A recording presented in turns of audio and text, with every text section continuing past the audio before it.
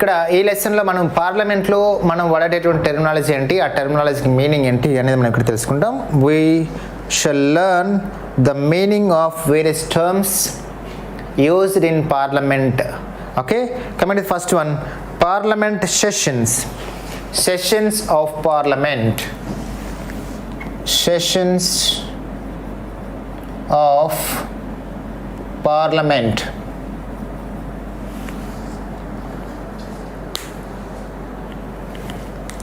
Sessions of Parliament. So, as per Constitution of India, Parliament has to meet 2 times in a year. As per Constitution, Parliament has to meet 2 times in a year. The maximum gap between 2 sessions is not more than 6 months. As per Indian Constitution, Parliament has to meet 2 times in a year. The gap between 2 sessions is no more than 6 months. అంటే constitution ప్రకారము Indian parliament ఇయర్లో 2 times అనేది సమావేశం అవ్వాలి. ఒక్కొక్క సెషన్కి మధ్య gap అనేది 6 months కంటే ఎక్కువ ఉండకూడదు. ఈ 6 months కంటే ఎక్కువ ఉండకూడదు అనే దాని మీద number to meet 2 times in a year. The gap between 2 sessions is no more than 6 months. అంటే కాన్స్టిట్యూషన్ ప్రకారము ఇండియన్ పార్లమెంట్ ఇయర్లో 2 టైమ్స్ అనేది సమావేశం అవ్వాలి. ఒక్కొక్క సెషన్కి మధ్య గ్యాప్ అనేది 6 months కంటే ఎక్కువ ఉండకూడదు. ఈ 6 months కంటే ఎక్కువ ఉండకూడదు అనే దాని మీద నంబర్ ఆఫ్ టైమ్స్ క్వశ్చన్ అనేది రావడం జరిగింది, గుర్తుపెట్టుకోండి. బట్ ఇప్పుడు మన ఇండియా అనేది చాలా పెద్ద కంట్రీ కాబట్టి చాలా ఇంపార్టెంట్ ఇష్యూస్ అనేది రైజ్ అవుతుంటాయి కాబట్టి మన ఇండియన్స్కి సంబంధించినటువంటి చట్టాలు చేయడం అనేది చాలా ఇంపార్టెంట్ విషయాన్ని మనం డిస్కస్ చేయాలి. కాబట్టి కేవలం సంవత్సరానికి 2 సార్లు మీట్ అయితే సరిపోదని చెప్పేసి మన గవర్నమెంట్ ఒక ట్రెడిషన్ ఫాలో అవుతుంది. ఈ ట్రెడిషన్ ప్రకారం now Indian parliament is meeting thrice in a year. These 3 sessions are called budget sessions, monsoon sessions and winter sessions. So present మన ఇండియాలో 3 sessions అనేవి జరుగుతున్నాయి. అవి ఏంటంటే number 1 budget sessions, winter sessions and winter sessions కి ముందే మనకి monsoon sessions కూడా మనకు వస్తాయి. అవి కూడా మనం గుర్తుపెట్టుకోవాలి. So first one, budget sessions may be conducted between February to May. Second one, monsoon sessions may be conducted from July to September. Third one, winter sessions from November to December. A session is nothing but number of days of parliament to meet. Parliament సమావేశమైనటువంటి సమావేశాలు మనం ఏమంటాం, ఒక session అని చెప్పేసి అంటాము. For a particular period of time. President has given the authority to summon the houses from time to time. President has given the authority to meet the houses of parliament from time to time. So time to time ప్రకారం ఈ sessions అనేవి జరగడానికి ఎవరికి అధికారం ఉంటుందంటే president అధికారం ఉంటుంది. So the president of India can declares the dates of particular session. ఈ పర్టికులర్ సెషన్కి సంబంధించి ఎప్పుడప్పుడు ఏ డేట్ నుంచి ఏ డేట్ వరకు జరగాలనేది ప్రెసిడెంట్ ఆఫ్ ఇండియానే డిసైడ్ చేశారు. ఈ 3 times కాకుండా ఇంకా ఏదైనా ఇంపార్టెంట్ సందర్భం వచ్చినప్పుడు, ఫర్ ఎగ్జాంపుల్ అమెరికన్ ప్రెసిడెంట్ ఇండియాకి వచ్చారనుకోండి, అప్పుడు ఆయన మన పార్లమెంట్ ఉద్దేశించి మాట్లాడాలంటే అప్పుడు ఒక ఫ్రెష్గా ఒక మీటింగ్ అరేంజ్ చేస్తారు. కాబట్టి president has given 1 more authority to meet the parliament houses at any time it needed. అవసరమైనటువంటి ప్రతి సందర్భంలో ఆయన పార్లమెంట్ సభలను సమావేశపరచడానికి ఆయనకు అధికారం ఉంది. ఎమర్జెన్సీ వచ్చినప్పుడు సడన్గా ఆ ఎమర్జెన్సీ ప్రొక్లమేషన్ని అప్రూవ్ చేయాలన్నప్పుడు కూడా ఖచ్చితంగా ఆయన ఆదేశం. కాబట్టి president has given the authority. President from time to time summons the houses of parliament అని మనం గుర్తుపెట్టుకోవాలి. కాబట్టి ఇక్కడ ఈ యొక్క సెషన్స్ అనేవి మన ఇండియాలో 3 times జరుగుతాయి. బడ్జెట్ సెషన్స్ అనేసి ఇవి ఫిబ్రవరి నుంచి మే వరకు జరుగుతాయి. మాన్సూన్ సెషన్స్ జూలై నుంచి సెప్టెంబర్ వరకు జరుగుతాయి. వింటర్ సెషన్స్ నవంబర్ నుంచి డిసెంబర్ వరకు జరుగుతాయి. ఎక్కువ కాలం పాటు జరిగే సెషన్ ఏదంటే బడ్జెట్ సెషన్స్. సుమారు 3-4 months వరకు కంటిన్యూ జరుగుతాయి. తక్కువ కాలం పాటు జరిగేటువంటి సెషన్ ఏంటంటే వింటర్ సెషన్స్ అని మనం చెప్తుంటాం. కాబట్టి ఇక్కడ ఈ సెషన్స్ జరిగేటప్పుడు మనకి ప్రధానంగా కొన్ని వర్డ్స్ అనేవి మనకి యూజ్ అవుతుంటాయి. ఆ వర్డ్స్ ఏంటంటే ఇక్కడ మనం చూద్దాం. ఈ పార్లమెంట్ సెషన్స్ జరుగుతూ ఉన్నప్పుడు కొన్ని టర్మ్స్ అనేవి మనం డైలీ వాడుతుంటాం. అవి ఏంటో చూద్దాం. నెంబర్ 1 సమ్మన్, తర్వాత ప్రోరాగ్, డిసాల్వ్, అడ్జార్న్, సైండై. ఈ 5 words ఈ సెషన్స్ జరిగేటప్పుడు మనం బాగా గుర్తుంటాం. సెషన్ అంటే పార్లమెంట్ సమావేశమైనటువంటి సమావేశ రోజుల సంఖ్యని సెషన్ అంటాం. Session is nothing but the gap between last day of the session to the first day of the next session. కాబట్టి బడ్జెట్ సెషన్స్ అనుకోండి May 31st ఎండ్ అయిపోతాయి. ఇవి July 1st స్టార్ట్ అనుకోండి, May 31st నుంచి July 1st వరకు ఈ gap మనం ఏమంటామంటే సెషన్ అని చెప్పేసి అంటాము. ఓకే, కానీ రాజ్యాంగం ప్రకారం అయితే ఒక సెషన్కి మరొక సెషన్కి మధ్య గ్యాప్ ఎంత ఉండాలండి? 6 months కంటే ఎక్కువ ఉండకూడదు. కానీ మనం 3 times మీట్ అవుతున్నాం. ఇక్కడ మనం ఉపయోగించిన పదాలు summon is nothing but to make the houses to meet. సమావేశపరచడం మనము సమ్మన్ అని చెప్పేసి అంటాము. సమావేశపరచడము. The president of India has given this authority. So the president of India has given this authority. No such person has authority. No person has given such authority అన్నమాట. కాబట్టి someone చేసే అధికారం ఎవరికి ఉంటుందంటే సాధారణంగా ప్రెసిడెంట్ ఆఫ్ ఇండియాకి ఉంటుంది. ఇలా కాకుండా ఒక సెషన్ స్టార్ట్ అయిన తర్వాత ఆ హౌస్ని మామూలుగా డే బై డే ప్రతిరోజు కంటిన్యూగా సమావేశపరిచే అధికారం మాత్రం స్పీకర్కి చైర్మన్కి ఉంటుంది. అది వేరే. అంటే ఒక సెషన్ అయిపోయిన తర్వాత మళ్ళీ ఫ్రెష్గా సంబంధించిన అధికారం ప్రెసిడెంట్కి మాత్రమే ఉంటుంది. అలా కాకుండా ఒక సెషన్ స్టార్ట్ అయిన తర్వాత ఇంకా ప్రతిరోజు డే బై డే మళ్ళీ సంబంధించిన అధికారం ఉంటుంది. అంటే స్పీకర్కి ఉంటుంది, లోక్సభ స్పీకర్ ఉంటుంది, రాజ్యసభ అయితే రాజ్యసభ చైర్మన్ ఉంటుంది. అలా కాకుండా ఒక సెషన్ కంప్లీట్ అయిన తర్వాత మళ్ళీ రీఫ్రెష్గా సంబంధించిన అధికారం ఉంటుంది, అంటే ప్రెసిడెంట్ ఆఫ్ ఇండియా ఉంటుంది. నెక్స్ట్ ప్రోరాగ్ అంటే to post pan the house from one session to another session. ఒక సెషన్ నుంచి మరొక సెషన్ వరకు సభను హౌస్ ని మనం పోస్ట్ పాన్ చేయడం ఏమంటామంటే మనము ప్రోరాగ్ అని అంటాము. ప్రోరాగేషన్ ఆఫ్ ద హౌసెస్ అంటే సభను నిర్వాధికంగా వాయిదా వేయడం. అంటే బడ్జెట్ సెషన్స్ అయిపోయిన అనుకోండి, బడ్జెట్ సెషన్స్ ఫినిష్ అవగానే ఆ హౌస్ ని ప్రోరాగ్ అవుతుంది. మళ్ళీ అది స్టార్ట్ అవుతుంది, మళ్ళీ మాన్సూన్ సెషన్ స్టార్ట్ అవుతుంది. ఇక్కడ ఎందుకు మాన్సూన్ సెషన్ అంటున్నాం? జూలైలో మనకు వర్షాలు వస్తాయి కాబట్టి మాన్సూన్ సెషన్ అవుతాయి కాబట్టి మనం మాన్సూన్ సెషన్ అని అంటాం. కాబట్టి ప్రోరాగేషన్ ఆఫ్ ద హౌసెస్ అంటే postponing the houses from one session from the last day of the session to the first day of the next session. ఈ సెషన్ యొక్క last day నుంచి next session యొక్క first day వరకు ఆ house అలాగా మనం post pan చేయడం అంటే ప్రోరాగ్ అని అంటాం. So the authority of prorogation of the house is vested in the name of the president. కాబట్టి ఒక హౌస్ ని ప్రోరాగ్ చేసే అధికారం ప్రోరాగేషన్ ఆఫ్ ద హౌసెస్ ఎవరికి ఉంటుందంటే ప్రెసిడెంట్ కి ఉంటుంది అంటాము. Postponing the houses from one session from the last day of the session to the first day of the next session.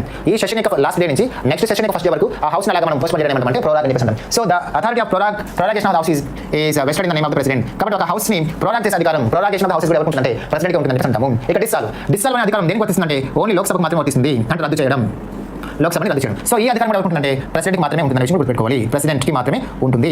అంటే అర్థం ఏంటంటే లోక్సభకి 5 years అనేది డ్యూరేషన్ ఉంటుంది. ఆ డ్యూరేషన్ కాకముందే 5 years డ్యూరేషన్ కాకముందే ప్రైమ్ మినిస్టర్ యొక్క రికమెండేషన్స్ ప్రకారం on the recommendations of the president prime minister 5 years కాకముందే మనము ప్రీ ఎలక్షన్స్ పోతుంది, ప్రీ పోల్ పోతుంది కదా. అటువంటి ప్రీ ఎలక్షన్స్ మనం ముందుగా వెళ్ళేటప్పుడు ఆ లోక్సభని అలా రద్దు చేసి మనం డిసాల్యూషన్ అని అంటాం. సో ఈ డిసాల్వ్ అనేటువంటి లేదా డిసాల్యూషన్ ఆఫ్ లోక్సభ అధికారం ఉంటుందంటే ప్రెసిడెంట్కి మాత్రమే ఉంటుంది.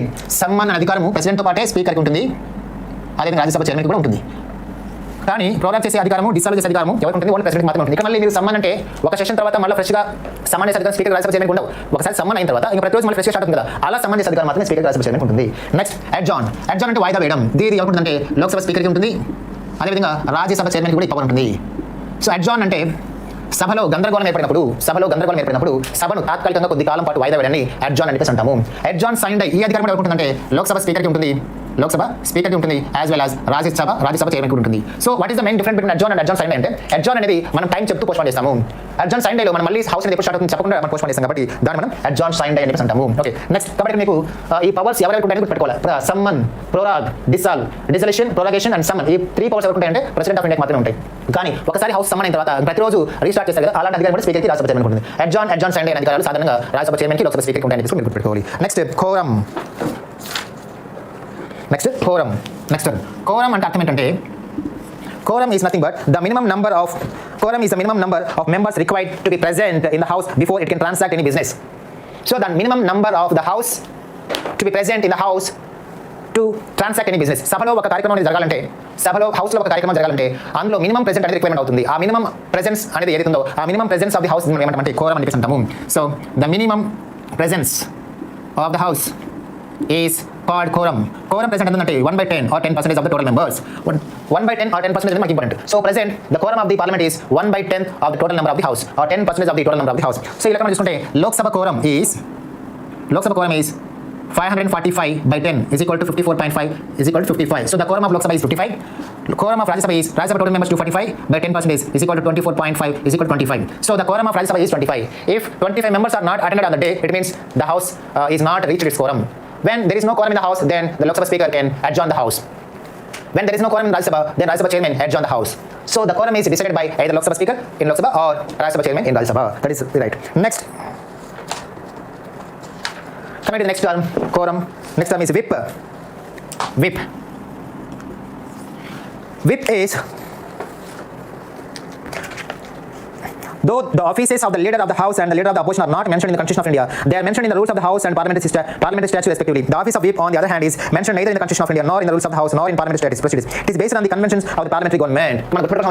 The term whip is not mentioned in the Constitution. రాజ్యాంగంలో whip గురించి చెప్పలేదు. The term whip is not mentioned in the parliamentary proceedings. Parliamentary proceedings కూడా చెప్పలేదు. Or whip is not mentioned in any other act relating to the People's Representative Act 1951 like that. So అలాంటి చట్టాల్లో whip గురించి చెప్పలేదు. But whip is based on the conventions of parliamentary traditions. కాబట్టి whip అనేది కేవలం parliamentary governments అవుతున్నాయో ఆ parliamentary governments follow అవుతున్నటువంటి ఒక పద్ధతి, ఒక కన్వెన్షన్, ఒక సంప్రదాయం అని గుర్తుపెట్టుకోవచ్చు. ఇప్పుడు మన ఇండియాలో ప్రెసిడెంట్ అనే వ్యక్తి 2 times కంటే ఎక్కువ పని చేయకూడదు కదా.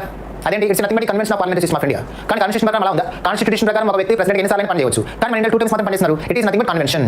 It is nothing but the convention of the parliamentary system. కాబట్టి పార్లమెంటరీ సిస్టంలో కొన్ని కాన్స్టిట్యూషన్ ప్రకారం ఫాలో అవుతారు, కొన్ని కన్వెన్షన్స్ ప్రకారం ఫాలో అవుతారు, కొన్ని సంప్రదాయాలను ఫాలో అవుతారు అనమాట. ఫర్ ఎగ్జాంపుల్కి ఫర్ ఎగ్జాంపుల్ మనకి లోక్సభలో లీడర్ ఆఫ్ ద హౌస్ ఉంటారు, లీడర్ ఆఫ్ ద అపోజిషన్ కూడా ఉంటారు అనమాట. ఇలాంటప్పుడు కొన్ని పోస్టులు అనేవి లీడర్ ఆఫ్ ది అపోజిషన్ ఇస్తుంటారు. అలాంటి టర్మ్స్ అనేవి కాన్స్టిట్యూషన్ లేకపోయినా ఒక సంప్రదాయం ప్రకారం మనం ఫాలో అవుతారు అనమాట. అలాగా the term whip is based on the conventions of parliamentary system అని మనం పెట్టుకోవాలి.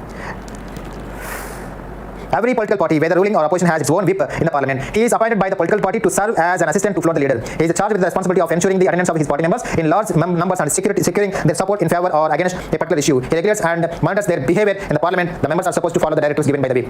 Whip అంటే ఏంటి? Whip is nothing but he is a person. Whip is a person. Whip అనేది ఒక బాధ్యత కాదు, ఒక ఫంక్షన్ కాదు. Whip అంటే ఒక person. Whip అనేవారు he is a person. Belongs to both ruling party and opposition party have their own whips. Ruling party వాళ్ళకి విప్స్ ఉంటారు, అపోజిషన్ పార్టీ వాళ్ళకి విప్స్ ఉంటారు. అయితే మనకి ఇక్కడ పార్లమెంట్లో ప్రతిరోజు ఏదో డిస్కషన్ వస్తుంటుంది. ఒక బిల్ మీద ఓటింగ్ పెట్టాలి ఫర్ ఎగ్జాంపుల్. ఆ బిల్ మీద ఓటింగ్ పెట్టాలన్నప్పుడు ఏం చేయాలి? బిల్ పాస్ అవ్వాలి అనేది రూలింగ్ పార్టీ వాళ్ళ ఆబ్జెక్టివ్. బిల్ అనేది లాప్స్ అవ్వాలి అనేది అపోజిషన్ పార్టీ వాళ్ళ యొక్క ఆబ్జెక్ట్ అనుకో. అప్పుడు ఏం చేస్తారు? The ruling party issues whip to all the members and opposition party issues whip to all its members. ఏమని చేస్తారు? రూలింగ్ పార్టీ వాళ్ళు ఏమని విప్ జారీ చేస్తారు? Please attend to the house and please vote on the favour of the bill అని చెప్పేసి ruling party వాళ్ళు చెప్తారు వాళ్ళ మెంబర్స్కి. అపోజిషన్ పార్టీ వాళ్ళు please attend the house and please oppose the bill అని చెప్పేసి వాళ్ళు చెప్తారు. కాబట్టి అధికార పార్టీ వాళ్ళేమో బిల్ పాస్ కావాలి కాబట్టి మీరు అందరూ తప్పక హాజరండి, హాజరైన తర్వాత బిల్కి సపోర్ట్ చేసి ఓట్ చేయండి అని చెప్పేసి ప్రతి ఒక్కరికి విప్ ఇష్యూ చేస్తారు రూలింగ్ పార్టీ వాళ్ళు. అపోజిషన్ పార్టీ వాళ్ళు ఏం చేస్తారు? మీరు తప్పక హౌస్ అటెండ్ అవ్వండి, అటెండ్ తర్వాత బిల్కి అపోజ్గా ఓట్ చేయండి, అపోజిట్గా అగెన్స్ట్గా ఓట్ చేయండి వాళ్ళు చేస్తారు. సో ఈ విధంగా ఒక కంపల్సరీ బిహేవియర్ అనేది అక్కడ చేయడం కోసం ఇష్యూ చేసేటువంటి ఒక అన్నమాట విప్ అంటే. కాబట్టి విప్ అంటే మనకి 3 టైప్స్ లాగా ఉంటుంది. 1 word whip, 2 word whip, 2 words whip and 3 words whip. So whip అనేది 3 టైప్స్ లాగా మనం ఇష్యూ చేస్తాం. 1 word whip, 2 words whip, 3 words whip. 1 word whip అంటే there is a meeting or there is a voting and tomorrow అని particular bill అని చెప్పేస్తారు. రేపు పలానా బిల్ మీద ఓటింగ్ ఉంది అని అందరికీ చెప్తారు. That is 1 word whip. రెండవది there is a voting on a particular issue, please attend కావాలి మీరు అందరూ అని చెప్తే that is 2 words whip. There is a voting on the bill and attend and support the bill or oppose the bill అని చెప్తే that is 3 words whip అనమాట. కాబట్టి రేపు ఓటింగ్ ఉందని చెప్తే that is 1 word whip. రేపు ఓటింగ్ ఉంది అందరూ హాజరు కావాలని చెప్తే 2 words whip. రేపు ఓటింగ్ ఉంది అందరూ అటెండ్ అవ్వాలి అండ్ బిల్కి అపోజిట్ చేస్తున్నాం లేదా సపోర్ట్ చేస్తున్నాం ఓట్ చేయాలని చెప్తే that is 3 words whip అని చెప్పేసి అంటాము. కాబట్టి ఈ విధంగా ఒక బిల్ మీద తమ పార్టీ మెంబర్స్ అవుతున్నారు, ఆ పార్టీ మెంబర్స్ అందరూ కూడా బిల్ని ఆపోజిట్ చేస్తున్నాం లేదా బిల్ సపోర్టింగ్ చేస్తున్నాం తప్పకుండా ఓటు వేయాలి అని చెప్పి దాన్ని మనం విప్ అని అంటాము. విప్ అనేది ఒక పార్టీ యొక్క ఒక అఫీషియల్ అథారిటీ, ఒక రిప్రజెంటేటివ్. ప్రతి పార్టీకి కొంతమంది విప్స్ ఉంటారన్నమాట. ప్రతి పార్టీకి ఆ విప్ అనే వాడే అందరికీ ఆర్డర్స్ పాస్ చేస్తాడు. సో రేపు ఓటింగ్ ఉందని ప్రతి ఒక్క తప్ప కావాలి, వచ్చిన తర్వాత మన పార్టీకి అనుకూలంగా ఓటు వేయాలి, ఎవరు ఆపోజిట్ ఓటు అని చెప్పి అంటారు. ఈ ఒకవేళ ఎవరైనా విప్కి వ్యతిరేకంగా ఓటు వేస్తే ఫర్ ఎగ్జాంపుల్ రూలింగ్ పార్టీ వాళ్ళు ఏం చేస్తారు? ఆ బిల్కి సపోర్ట్గా అంటే పాజిటివ్గా ఓటు వేయమంటారు, కానీ నెగిటివ్గా వేసి అనుకోండి అప్పుడు మనం ఏమంటాం? వైలేషన్ ఆఫ్ విప్ అని చెప్పేసి అంటాం. If any member is violated the whip then the party members requested or recommended the Lok Sabha speaker to disqualify him. ఎవరైనా విప్ ధిక్కరిస్తే, ఎవరైనా విప్ని వైలేట్ చేస్తే అతనికి మెంబర్షిప్ని డిస్క్వాలిఫై చేయండి అని చెప్పే పవర్ ఆ పొలిటికల్ పార్టీస్ ఉంటుంది గుర్తుపెట్టుకోవాలి. So whip is nothing but a person of a particular political party to issue some orders on the behalf of his party to pass a bill or to refuse a bill. కాబట్టి ఒక బిల్కి సంబంధించి కానీ, ఒక మీటింగ్కి సంబంధించి కానీ, ఒక ఇతర యాక్టివిటీకి సంబంధించి కానీ తమ పార్టీ మెంబర్స్కి కొన్ని గైడ్ లైన్స్ అనేవి ఇవ్వడానికి ఉన్న వ్యక్తి పేరే whip. Every political party, either it is in ruling or in opposition, have their own whips. Whip can be issued to all its political members in 3 types: 1 word whip, 2 word whip and 3 word whip. So I think you got my point. If a person of a political party is violated the whip, then the political party requests the Lok Sabha speaker or Rajya Sabha chairman to disqualify him. That is whip anamata. Next term is the motions that were introduced in houses. Motions. There are different types of motions are introduced in houses. These are closer motion, privilege motion, calling attention motion, adjournment motion, no confidence motion, censure motion, motion of thanks, dilatory motion and no day yet named motion. ఇక్కడ మనకి ఈ parliamentary technology మనం continue చెప్పుకుంటున్నాం. వీటికి సంబంధించి మనకు చాలా ఉన్నాయి. అంటే motions, different types of motions మనకు ఉన్నాయి. సెన్సర్ మోషన్, లేకపోతే no confidence motion, confident motion, ఇలా చాలా ఉన్నాయి. వాటి గురించి ఇంకా చాలా టెక్నాలజీ ఉన్నాయి. అవన్నీ కూడా నెక్స్ట్ కంటిన్యూషన్ క్లాస్ మనం చెప్పుకుందాం.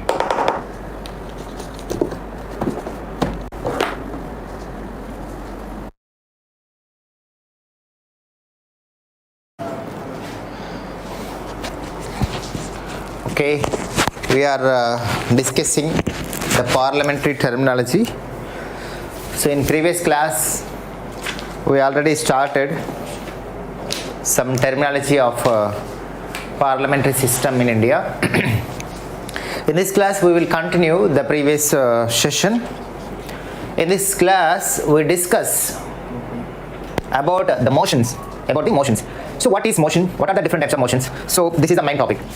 ఇక్కడ మనం గుర్తుంచుకోవాల్సినటువంటి సందర్భం ఏంటంటే what is the main thing that we have to remember in this session is motion అంటే ఏంటి, ఎందుకు అది యూజ్ చేస్తారని మనం గుర్తుపెట్టుకోవాలి. ఇన్ జనరల్ పార్లమెంట్, లోక్సభలో, రాజ్యసభలో ప్రతిరోజు డైలీ ఎన్నో థింగ్స్ అనేవి డిస్కషన్ వస్తూ ఉంటాయి. అవి గవర్నమెంట్ యొక్క అడ్మినిస్ట్రేషన్కి సంబంధించినవి కావచ్చు, లేదా స్కీమ్స్కి సంబంధించినవి కావచ్చు, లేదా ప్రజలు ఎదుర్కొంటున్నటువంటి ప్రాబ్లమ్స్కి సంబంధించి కావచ్చు. Many different types of various problems or various issues are to be discussed every day on the houses of the parliament. అయితే ఇలాంటప్పుడు కొన్ని సీవియర్ ఇష్యూస్ అనేవి ఉంటాయి. సీవియర్ ఇష్యూస్, ఆ సీవియర్ ఇష్యూస్ మీద మనకి సడన్గా పార్లమెంట్లో చర్చ జరగాలి అనేటువంటి సందర్భం వస్తుంది. ఆ టైంలో అటు అపోజిషన్ వాళ్ళు కానీ లేదా ఇండిపెండెంట్ పార్టీస్ వాళ్ళు ఏం చేస్తారంటే ఏదైతే మనకి బర్నింగ్ ఇష్యూలా ఉందో ఆ బర్నింగ్ ఇష్యూ మీద మాట్లాడడానికి డిస్కస్ చేయడానికి పట్టుబడతారు. అలా బర్నింగ్ ఇష్యూ ఏదైతే ఉంటుందో అటువంటి బర్నింగ్ ఇష్యూ మీద మాట్లాడడం కోసం వాళ్ళు పట్టుబట్టి లోక్సభ స్పీకర్ని ఒప్పించి దానికి ఆ ఇష్యూ మీద డిస్కస్ చేయడానికి మనం వాళ్ళు ప్రవేశపెట్టే రెజల్యూషన్ ఏమంటే మోషన్ అని చెప్పేసి. Motion is nothing but resolution passed by member of Lok Sabha to discuss on a particular issue or to discuss on very important issue or to discuss on a burning issue on the day. Such resolution is called a motion. ఇవి కాకుండా ఇంకా 2 motions మనకి ఉంటాయి, confidence motion అని, no confidence motion. When the government is lost its majority in Lok Sabha, then it is the responsibility of the ruling party to show their majority in the Lok Sabha. And when the government policies, when the government programs, when the government schemes are failed to satisfy the people, then the opposition parties move a resolution to show how much the people are not satisfying the government policies is called in no confidence motion. ఈ రెండు కూడా మనకి ఉంటాయి. So మనకి ఇక్కడ డీటెయిల్గా మనం 1 by 1 చెప్పుకుంటూ వస్తే ఇక్కడ బోర్డు మీద నేను మొత్తం ప్రెజెంట్ చేయడం జరిగింది మోషన్స్. సో ఇక్కడ మోషన్ అనేది మనం ఎలా డిఫైన్ చేస్తామంటే motion is nothing but a resolution moved in the house to discuss on a particular issue or an important issue. కాబట్టి the motion moved by the members to raise discussion on various matters. మళ్ళీ మనం ఇక్కడ 3 types లాగా వేసుకోవచ్చు. The motions which were moved by the members of the Lok Sabha to discuss on various issues are again classified into 3 types: substantive motion, substitute motion, subsidiary motion. Basically, motion is nothing but a resolution which is moved by the members of Lok Sabha to discuss on a particular issue, to discuss on a very important issue, to discuss on a very burning issue. That's it. So these motions can be classified again into 3 categories: substantive motion, substitute motion, subsidiary motion. What is substantive motion? Substantive motion, a self-contained independent proposal dealing with a very important matter. A self-contained independent proposal dealing with a very important matter. Okay. కాబట్టి ఒక important matter మీద discuss చేయడం కోసం, a very important matter మీద discuss చేయడం కోసం మనం propose చేసేటువంటి ఒక డీల్, ఒక ప్రపోజల్ మనం ఏమంటామంటే సబ్స్టాంటివ్ మోషన్ చెప్పేసి అంటాం. ఇందులో ఈ సబ్స్టాంటివ్ మోషన్ అనే దాంట్లో కేవలం ఒక టాపిక్ మాత్రమే ఉంటుంది, ఒక సింగిల్ ఇష్యూ మాత్రమే ఉంటుంది. ఆ సింగిల్ ఇష్యూ మీద డిస్కస్ చేయడం కోసం ఈ సబ్స్టాంటివ్ మోషన్ అనేది మనం ఇంట్రొడ్యూస్ చేస్తాం. అయితే ఏ మోషన్ మనం ఇంట్రొడ్యూస్ చేయాలన్నా సరే లోక్సభ స్పీకర్ ఖచ్చితంగా దానికి పర్మిషన్ ఇవ్వాలి.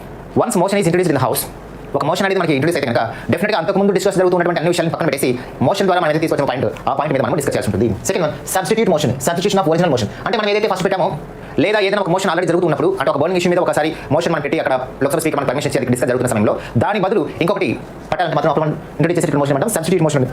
Substitute motion is nothing but substitution of original motion. Third one is subsidiary motion. It can be further classified into 3 categories: ancillary motion, superseding motion, and amendment. Ancillary motion means regular way of proceedings with various kinds of business. జరుగుతున్న సమయంలో దాని బదులు ఇంకొకటి పట్టాలంటే మాత్రం అప్పుడు introduce చేసే motion అంటాం substitute motion. Substitute motion is nothing but substitution of original motion. Third one is subsidiary motion. It can be further classified into 3 categories: ancillary motion, superseding motion, and amendment. Ancillary motion means regular way of proceedings with various kinds of business. Ancillary motion is nothing but a regular way of proceedings with various kinds of business. So parliament లో ప్రతిరోజు జరిగేటువంటి proceedings ఏవైతే ఉంటాయో అటువంటి వాటికి సంబంధించింది ancillary motion. ఇదేదో కొత్తది ఏం కాదు, ప్రత్యేకంగా మనం ఒక మెంబర్ పెట్టాల్సిన అవసరం లేదు. ఎవ్రీడే పార్లమెంట్ లో ఏ ప్రొసీడింగ్స్ అయితే జరుగుతుంటాయో, ఏ యాక్టివిటీస్ అనేది జరుగుతుంటాయో వాటికి సంబంధించినటువంటి ప్రపోజల్ ని మోషన్ ఏమంటాం regular way of proceedings with various kinds of business is nothing but ancillary motion. Next superseding motion. It is classified into 3 categories: ancillary motion, superseding motion, and amendment. Ancillary motion means regular way of proceedings with various kinds of business. Ancillary motion is nothing but a regular way of proceedings with various kinds of business. So parliament లో ప్రతిరోజు జరిగేటువంటి proceedings ఏవైతే ఉంటాయో అటువంటి వాటికి సంబంధించింది ancillary motion. ఇదేదో కొత్తది ఏం కాదు, ప్రత్యేకంగా మనం ఒక మెంబర్ పెట్టాల్సిన అవసరం లేదు. ఎవ్రీడే పార్లమెంట్ లో ఏ ప్రొసీడింగ్స్ అయితే జరుగుతుంటాయో, ఏ యాక్టివిటీస్ అనేది జరుగుతుంటాయో వాటికి సంబంధించినటువంటి ప్రపోజల్ ని మోషన్ ఏమంటాం regular way of proceedings with various kinds of business is nothing but ancillary motion. Next superseding motion. It is moved in the course of debate on another issue and seeks to supersede that issue. It is moved in the house. It is moved in the house of debate, moved in the course of debate, in the course of debate on another issue and seeks to supersede that issue, and seeks to supersede that issue. So ఇది కూడా అనమాట superseding motion అంటే but it is move in the course of debate. ఏదైనా ఒక అంశం మీద మనకి చర్చ జరుగుతున్నప్పుడు, డిబేట్ జరుగుతున్నప్పుడు on other issue and it seeks to supersede that issue, అటువంటి అంశాన్ని పక్కన పెట్టడానికి మనం ఇది ఉపయోగిస్తాం అనమాట. సాధారణంగా మన పార్లమెంట్లో ప్రతిరోజు డైలీ జరిగేటువంటి చర్చలు కార్యక్రమాలు ఎటువంటి వాటి నేపథ్యంలో మనం పెట్టే ఆన్సర్ మోషన్ అంటే అటువంటి ఆన్సర్ మోషన్ ప్రవేశపెట్టిన తర్వాత డైలీ యాక్టివిటీస్ జరుగుతున్న తర్వాత దాన్ని పక్కన పెట్టి ఇంకొక అంశం మీద డిస్కస్ చేయడం కోసం తీసుకొచ్చేది సూపర్సీడింగ్ మోషన్ చెప్పేసి అంటాం. ఇక అమెండ్మెంట్, ఈ 3 కూడా దేనికి వస్తాయి? సబ్సిడరీ మోషన్ కిందకి వస్తాయి. నెక్స్ట్ వన్ వచ్చేసి amendment is nothing but it seeks to modify or substitute only part of the original motion. It is a part of, it substitute only a part of the original motion. మనము హౌస్లో ఏదైనా ఒక original motion introduce చేసి దాన్ని discuss జరుగుతున్నప్పుడు ఆ original మోషన్కి సంబంధించిన కంటెక్స్లో ఏదైనా ఒక పార్ట్ మనం సబ్స్టిట్యూట్ చేయాలంటే అలాంటి మనం అమెండ్మెంట్ మోషన్ ఇంట్రొడ్యూస్ చేసాము. సో వీటి మీద మనకి ఎగ్జామ్ ప్యాటర్న్ ఇంపార్టెంట్ కాదు, కానీ ఇక్కడ మనకి చాలా ఇంపార్టెంట్ చూద్దాం. So closure motion. What is closure motion? Closure motion అంటే ఏంటి అనేది మనకి చూడాలి. It is a motion moved by a member to cut short the debate on a matter before the house. So ఇది ఎందుకు ఇచ్చేసారంటే it is moved by a member to cut short the debate on a matter before the house. ఏదైనా ఒక అంశం మీద debate జరుగుతున్నప్పుడు అది prolong కాకుండా దాన్ని షార్ట్ చేయడానికి అంటే దాన్ని మరి తక్కువ చేసి కుదించేసేదానికి మనం ఇంట్రడ్యూస్ చేసే మోషన్ మనం క్లోజర్ మోషన్ అని అంటాము. It is moved by a member to cut short the debate or matter before the house. If the motion is approved by the house, debate is stopped forthwith and the matter is put to vote. There are 4 kinds of closure motions: simple closure, closure by compartments, kangaroo closure and guillotine closure. So ఇక్కడ ఈ closure motion అనేది కనుక Lok Sabha speaker చేత approve చేస్తే ఖచ్చితంగా ఆ debate మీద ఆ అంశం మీద ఖచ్చితంగా ఓటింగ్ అనేది ఉంటుంది విషయం గుర్తుపెట్టుకోవాలి. ఇక్కడ ఓటింగ్ అనేది ఉంది కానీ ఇక్కడ once closure motion is approved by the Lok Sabha speaker then it is permitted to vote. ఇది ఫర్దర్ గా మళ్ళీ మనం 4 టైప్స్ గా మనం డిబేట్ చేస్తాము. Simple closure it is one when a member moves that matter having been sufficiently discussed be now put to vote. దీని అర్థం ఏంటంటే matter having been sufficiently discussed be now to vote, put to vote. అంటే అంతవరకు ఏదైతే discussion కోసం మనం చేసామో అంతవరకు ఏదైతే డిస్కస్ చేసామో ఆ డిస్కస్ చేసిన పాయింట్ మీద ఓటింగ్ పెట్టడానికి మనం ఉపయోగించే మోషన్ సింపుల్ క్లోజర్ మోషన్ అని చెప్పేసి అంటాము. The matter having been sufficiently discussed be now put to vote. కాబట్టి ఇప్పటి వరకు ఏ టాపిక్ అయితే డిస్కస్ చేయబడిందో ఆ టాపిక్ని ఇప్పుడు ఓటింగ్ కోసం మనం పెట్టాలి అని చెప్పేసి సింపుల్ క్లోజర్ మోషన్. మీరు గుర్తుపెట్టుకోవాల్సిన విషయం అంటే క్లోజర్ మోషన్ అనేది కనుక వన్స్ యాక్సెప్ట్ అయితే దాని మీద ఆ టాపిక్ మీద డెఫినెట్గా ఓటింగ్ అనేది ఉంటుంది. ఓటింగ్ అనేది ఉందంటే అప్పుడు మళ్ళీ రూలింగ్ పార్టీ వాళ్ళకి, అపోజిషన్ పార్టీ వాళ్ళకి, వాళ్ళ ఇండివిజువల్గా వాళ్ళ పార్టీ మెంబర్స్ విప్ అనేది కూడా ఇష్యూ చేస్తారన్నమాట. సరే, తర్వాత వచ్చేసి closure by compartments. It means in this case the closure of a bill or a lengthy resolution are grouped into parts before the commencement of the debate. The debate covers the parts as a whole and the entire part is put to vote. ఇక్కడ ఏం చేస్తారంటే closure by compartments అనేది మనకి introduce చేస్తే a bill or lengthy resolution are grouped into parts before the commencement of the debate. The debate covers the part as a whole and the entire part is put to vote. ఇక్కడ ఏం చేస్తారంటే closure by compartments కనుక accept చేస్తే debate ఏదైతే ఉంటుందో ఆ debate ని కొన్ని సమ్ పార్ట్స్ లాగా డివైడ్ చేస్తారు. డివైడ్ చేసి దాన్ని కంప్లీట్ గా ఒక పార్ట్ కి కొంతమంది డిబేట్ పెట్టిన తర్వాత ఫైనల్ గా డిబేట్ అయిన తర్వాత మొత్తానికి ఓటింగ్ అనేది ఉంటుందన్నమాట. సో ఇక్కడ డిబేట్ అనేది గ్రూప్స్ లాగా డివైడ్ చేయడం జరుగుతుంది. డిబేట్ అనేది కొన్ని పార్ట్స్ లాగా డివైడ్ చేసి ఆ పార్ట్స్ ఇండివిజువల్గా డిబేట్ అనేది స్టార్ట్ చేసి తర్వాత మొత్తం టాపిక్ మీద హోల్ టాపిక్ మీద కూడా మనకి ఓటింగ్ అనేది ఉంటుందని విషయం గుర్తుపెట్టుకోవాలి. Okay, next kangaroo closure motion. It is under this type only important classes are taken up for debate and voting and the intervening classes are skipped forward and taken as passed. Kangaroo అంటే ఏంటి? Jumping చేయడం. So ఇలాగా ఒక topic లో మనము అంత content అంతా discuss చేయకుండా డిబేట్ కాకుండా ఓన్లీ ఇంపార్టెంట్ ఇష్యూస్ ఏవైతుంటాయో ఆ ఇంపార్టెంట్ ఇష్యూస్ మీద మాత్రమే ఓటింగ్ పెట్టేసి డిబేట్ పెట్టేసి ఆ ఇంపార్టెంట్ ఇష్యూస్ మీద మాత్రమే ఓటింగ్ పెట్టేస్తారు. సో ఈ విధంగా మనకి అన్నెసరీ థింగ్స్ ఏవైతుంటాయో అన్ఇంపార్టెంట్ థింగ్స్ ఏవైతుంటాయో వాటిని స్కిప్ చేస్తారు. వాటిని స్కిప్ చేసి only important topics, important parts, important వాటి మీద మాత్రం డిస్కస్ పెట్టేసి డిబేట్ పెట్టేసి వాటి మీద ఓటింగ్ చేస్తారు. కాబట్టి ఇక్కడ స్కిప్పింగ్ అనేది ఉంటుంది. అంటే unnecessary things ఏవైతుంటాయో అటువంటి వాటిని స్కిప్ చేయడం జరుగుతుంది. గుర్తుపెట్టుకోవాలి. That is kangaroo closure motion. Gallatin closure motion అంటే it is nothing but it is one when the undiscussed clauses of a bill or a resolution are also put to vote along with the discussed ones due to want of time as the allotted for the discussion is over. ఇక్కడ మనకి ఏంటంటే కంగారు closure motion కి gallery closure motion కొంచెం important అన్నమాట. ఇక్కడ ఒక topic అనేది ఇంట్రొడ్యూస్ అయింది. For example national policy and education అనేది డిస్కషన్ పెట్టారు. ఇందులో మనకి 5 పార్ట్స్ అనుకుందాం. ఈ 5 పార్ట్స్లో 2 పార్ట్స్ వరకే డిబేట్ అనేది కంప్లీట్ అయింది. ఇంకా 3rd part, 4th part, 5 part ఇంకా డిబేట్ కంప్లీట్ కాలేదు. వాటి మీద ఇంకా మనకి కంటిన్యూషన్ ఉందన్నమాట. కానీ 2 days last job parliament session అనుకుందాం. సో ఇంకా టైం లేదు. మిగతా 3 పార్ట్స్ మీద డిబేట్ జరగాలి, మిగతా 3 పార్ట్స్ మీద ఓటింగ్ జరగాలి. కానీ టైం అనేది ఈరోజు చివరిది. అప్పుడు ఏం చేస్తారు? మిగతా పార్ట్స్ ఏవైతే ఉంటాయో, మిగతా ఏవైతే అన్డిస్కస్డ్గా ఉన్నాయో, the topics which are not discuss yet, అటువంటి వాటి డిస్కస్ కానీ వాటిని డిబేట్ కానీ టాపిక్స్ ఉంటాయో అటువంటి వాటిని కలిపేసి వాటిని కూడా ఓటింగ్కి పర్మిట్ ఇవ్వడం జరుగుతుంది. దాన్ని మనం గాలటన్ క్లోజర్ మోషన్ అని చెప్పేసి అంటాం. గాలటన్ క్లోజర్ మోషన్ అంటే టైం తక్కువ ఉండడం వల్ల డిస్కస్ రానటువంటి డిబేట్ రానటువంటి టాపిక్స్ కూడా ఓటింగ్ పెట్టేసి పాస్ చేయడం. దాన్ని మనం గాలటన్ క్లోజర్ మోషన్ చెప్పేసి. మీరు గుర్తుపెట్టుకోవాలి, క్లోజర్ మోషన్ అనే దాంట్లో ఏముంటుందండి? క్లోజర్ మోషన్ అనే దాంట్లో మీరు మెయిన్గా గుర్తుపెట్టుకోవాల్సింది ఓటింగ్ అనేది ఇంపార్టెంట్. టాపిక్ అనేది డిబేట్ వస్తుంది. ఏదైతే ఇంపార్టెంట్ ఇష్యూ ఉంటుందో ఆ ఇంపార్టెంట్ ఇష్యూని మనం ఒక క్లోజర్ మోషన్ పెట్టేసి స్పీకర్ పర్మిషన్ ఇస్తే ఆ టాపిక్ బర్నింగ్ ఇష్యూ మనం డిబేట్ పెట్టేస్తాం. డిబేట్ పెట్టిన తర్వాత ఓటింగ్ అనేది ఉంటుంది. కాబట్టి క్లోజర్ మోషన్ ప్రత్యేకత అంటే అది సింపుల్ క్లోజర్ అయినా కానీ, క్లోజర్ బై కంపార్ట్మెంట్స్ అయినా కానీ, కంగారు క్లోజర్ కానీ, గాలటన్ క్లోజర్ కానీ. సింపుల్ క్లోజర్ అంటే టాపిక్ మొత్తాన్ని డిస్కస్ చేసి టాపిక్ మొత్తాన్ని ఓటింగ్ పెడతారు. క్లోజర్ బై కంపార్ట్మెంట్స్ అంటే ఆ టాపిక్ ని పార్ట్స్ గా డివైడ్ చేసి పార్ట్ వైజ్ గా డిబేట్ పెట్టి పార్ట్ వైజ్ గా ఓటింగ్ పెడతారు. కంగారు క్లోజర్ అంటే ఇంపార్టెంట్ టాపిక్స్ మాత్రమే డిబేట్ వచ్చి వాటి మీద మాత్రమే ఓటింగ్ పెడతారు. గాలటన్ క్లోజర్ మోషన్ అంటే డిస్కస్ కానటువంటి టాపిక్స్ అవుతుంటాయి వాటిని కూడా టైం లేకపోవడం వల్ల ఓటింగ్ కనెక్ట్ కలిపి ఒకసారి పెట్టేసి మనం గాలటన్ క్లోజర్ మోషన్ చెప్పేస్తాం. ఇక్కడ ఏవైతే ఉన్నాయో సబ్స్టిట్యూట్ మోషన్ ఇవి జనరల్ మాట ఓటింగ్ ఏమి ఉండదు. కాబట్టి ఫర్ ఎగ్జాంపుల్ మనకి క్వశ్చన్ అవసరం లేదు, బట్ ఇక్కడ గుర్తుపెట్టుకోండి. Okay, next coming to the privilege motion concerned with the breach of parliamentary privileges by a minister. It is moved by a member when he feels that the minister has committed to breach of privileges of the house or one or more of its membership by withholding facts of case by or giving wrong or distorted facts. ఇక్కడ privilege motion అంటే మనకి ఇక్కడ పదంలోనే మనకు ఉంది కదా, privileges అంటే హక్కులు. If a member of the house is feeling that any minister is breaching his privileges or breaching the privileges of the house, ఎవరైనా ఒక మంత్రి తమ యొక్క హక్కులను లేదా సభా హక్కులను ఉల్లంఘిస్తున్నాడు అని అనుకుంటే అప్పుడు ఈ ప్రివిలేజ్ మోషన్ అనేది మనం ఇంట్రడ్యూస్ చేయవచ్చు అనమాట. అంటే ఎప్పుడైతే మనకు రైట్స్ పార్లమెంట్లో ప్రతి ఒక్క మెంబర్కి కొన్ని హక్కులు ఉంటాయి, కొన్ని ఫెసిలిటీస్, కొన్ని సౌకర్యాలు ఉంటాయి. కొన్ని సౌకర్యాలు అంటే సొంత ప్రతి మెంబర్కి ఒక ఫ్లాట్ ఇవ్వడం, ఒక ఇల్లు ఇవ్వడం, అక్కడ ఒక రెసిడెన్స్ ఇవ్వడం, ప్రతి మెంబర్కి ఒక వెహికల్ ఇవ్వడం, కొంతమంది గార్డ్స్ ఇవ్వడం, అదేవిధంగా ఒక ప్రతి సీట్ నెంబర్ ఇవ్వడం. సో ఇవన్నీ కూడా ప్రివిలేజెస్ అనమాట. ఒక ట్రాన్స్లేటర్ ఇవ్వడం తను మాట్లాడడానికి. సో ఈ విధంగా ప్రతి పార్లమెంటరీ మెంబర్కి కొన్ని ప్రివిలేజెస్ అనేవి ఉంటాయి. ఆ ప్రివిలేజెస్ అనేవి ఎప్పుడైతే కనుక వైలేట్ అవుతుంటాయో అటువంటిప్పుడు ఆ ప్రివిలేజెస్ని మళ్ళీ తిరిగి పొందడం కోసం మనం ఇచ్చే మోషన్ ఏమంటే ప్రివిలేజ్ మోషన్ చెప్పేసి అంటాము. ఓకేనా. Next calling attention motion. దీని మన తెలుగులో సావధాన తీర్మానం అని చెప్పేసి అంటాము. So it is calling attention motion is adapted by India itself. So ఇది ఎక్కడి నుంచి మనం తీసుకోలేదు, మన ఇండియా వాళ్ళే దీన్ని సొంతంగా ఈ యొక్క కాన్సెప్ట్ తీసుకున్నారనమాట. వేరే దేశం నుంచి మనం తీసుకోలేదు. India itself it is adapted in 1954 నుంచి కాలింగ్ అటెన్షన్ మోషన్ అనేది మనం పార్లమెంటరీ ప్రొసీడింగ్స్ ప్రకారం మనం చేస్తాం. ఇది ఈ రెండు terms important. Calling attention motion is adapted by India itself. It is being in parliamentary proceedings from 1954 అనమాట.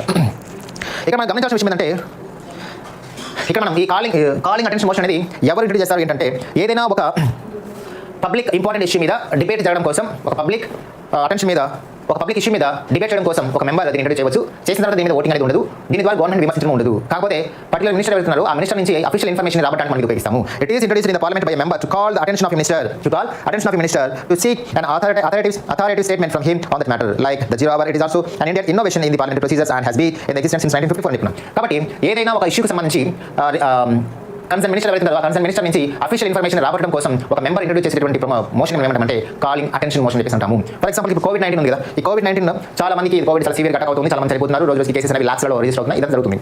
కానీ ఇప్పటి వరకు ఇండియా గవర్నమెంట్ ఈ కోవిడ్-19కి సంబంధించి ఎలాంటి చర్యలు తీసుకుంది, ఎలాంటి actions take by government of India అని చెప్పేసి ప్రజలకి ఒక ఇన్ఫర్మేషన్ లేదు అనుకుందాం. అప్పుడు ఇది ఒక బర్నింగ్ ఇష్యూ, అంటే ప్రజలకు తెలియాలి అసలు కోవిడ్-19కి సంబంధించి గవర్నమెంట్ ఎన్ని కోట్లు ఖర్చు పెట్టింది వరకు అనేది ఒక ప్రశ్న. దీని మీద మనకి అఫీషియల్ ఇన్ఫర్మేషన్ కావాలి. అఫీషియల్ మినిస్టర్ కావాలి, ఏం చేయాలి, సంబంధిత హెల్త్ మినిస్టర్ వెళ్తున్నారు, ఆ హెల్త్ మినిస్టర్ మనం వేయాలి. అప్పుడు ఆ హెల్త్ మినిస్టర్ నుంచి మనము అఫీషియల్ ఇన్ఫర్మేషన్ రావడానికి ఒక మెంబర్ ఇలాంటి మోషన్ మనం పెట్టవచ్చు. So, calling attention motion is the innovation of India. It is been in the implementation of parliament proceedings in 1954. It is moved by a member of parliament, member of Lok Sabha, to get the official information from the concerned minister on a particular burning issue. Are you getting my point? It is a motion which is adopted by India itself. It is been in the parliamentary proceedings from 1954. The calling attention motion is a motion which is moved by a member of Lok Sabha, a member of parliament, to get the official authoritative information from concerned minister on a particular issue. Okay, కాబట్టి ఒక particular ఇష్యూకి సంబంధించి సంబంధిత మంత్రి నుంచి మనం official information తీసుకోవడానికి మనం తీసుకొచ్చేదాన్ని calling attention motion. But there is no voting on that motion. ఈ కాలింగ్ అటెన్షన్ మోషన్ మీద మనకి ఎటువంటి ఓటింగ్ ఉండదు. By this calling attention motion, the member cannot criticize the government of India, cannot criticize the policies of government. Because government యొక్క policies ని criticize చేయరు, voting ఉండదు. కాబట్టి ఏంటి మనం మెయిన్గా to get official information or authoritative official information from minister. So దీని calling attention మోషన్లో ఓటింగ్ ఉండదు, నో ఓటింగ్ ఉండదు, no criticism on government policies. ఇది గుర్తుపెట్టుకోవాలి. Next coming to next one, adjournment motion. One of the very important అన్నమాట adjournment motion can be introduced only in Lok Sabha. Important points మనకి చాలా exam పాయింట్లు అద్భుతమైనటువంటి క్వశ్చన్. మనకి ఈ మోషన్స్ మీద మనకి ఎగ్జామ్ పాయింట్లు క్వశ్చన్స్ వస్తాయి అని మనం భావిస్తే ఈ అడ్జార్న్మెంట్ మోషన్ ద్వారా, లేదా నో కాన్ఫిడెన్స్ మోషన్ గురించి కానీ, కాన్ఫిడెన్స్ మోషన్ గురించి కానీ, సెన్సార్ మోషన్ గురించి కానీ, మోషన్ ఆఫ్ థ్యాంక్స్, ఈ 4 మీద మనకి ఎగ్జామ్ పాయింట్లు క్వశ్చన్స్ దానికి అవకాశం ఉంది. కాబట్టి వెరీ మచ్ ఫోకస్డ్ టాపిక్స్ ఇవి. Okay, adjournment motion. సో ఇది ఎక్కడ ఇంట్రడ్యూస్ చేయాలండి? It can be introduced only in Lok Sabha. Only in Lok సభ. రాజ్యసభలో మనం ఈ యొక్క అడ్జార్న్మెంట్ మోషన్ అనేది మనం ఇంట్రడ్యూస్ చేయడానికి వీల్లేదు. Only it can be introduced only in Lok సభ మాత్రం ప్రవేశపెట్టాలి. అయితే మీకు ఏం చేయాలి, మనం ఈ అడ్జార్న్మెంట్ మోషన్ మనకు ప్రవేశపెట్టేటప్పుడు 50 మెంబర్స్ లోక్సభ మెంబర్స్ వెళ్తున్నారు. ఈ 50 మెంబర్స్ సంతకాలు చేసి స్పీకర్కి కానీ, సెక్రటరీ జనరల్కి కానీ ఆ రోజు మార్నింగ్ 10 o'clock లోపల ఆ నోటీస్ అనేది ఇవ్వాలి. దీని మీద స్పీకర్ యాక్సెప్ట్ చేయవచ్చు లేదా రిజెక్ట్ చేయవచ్చు అనమాట.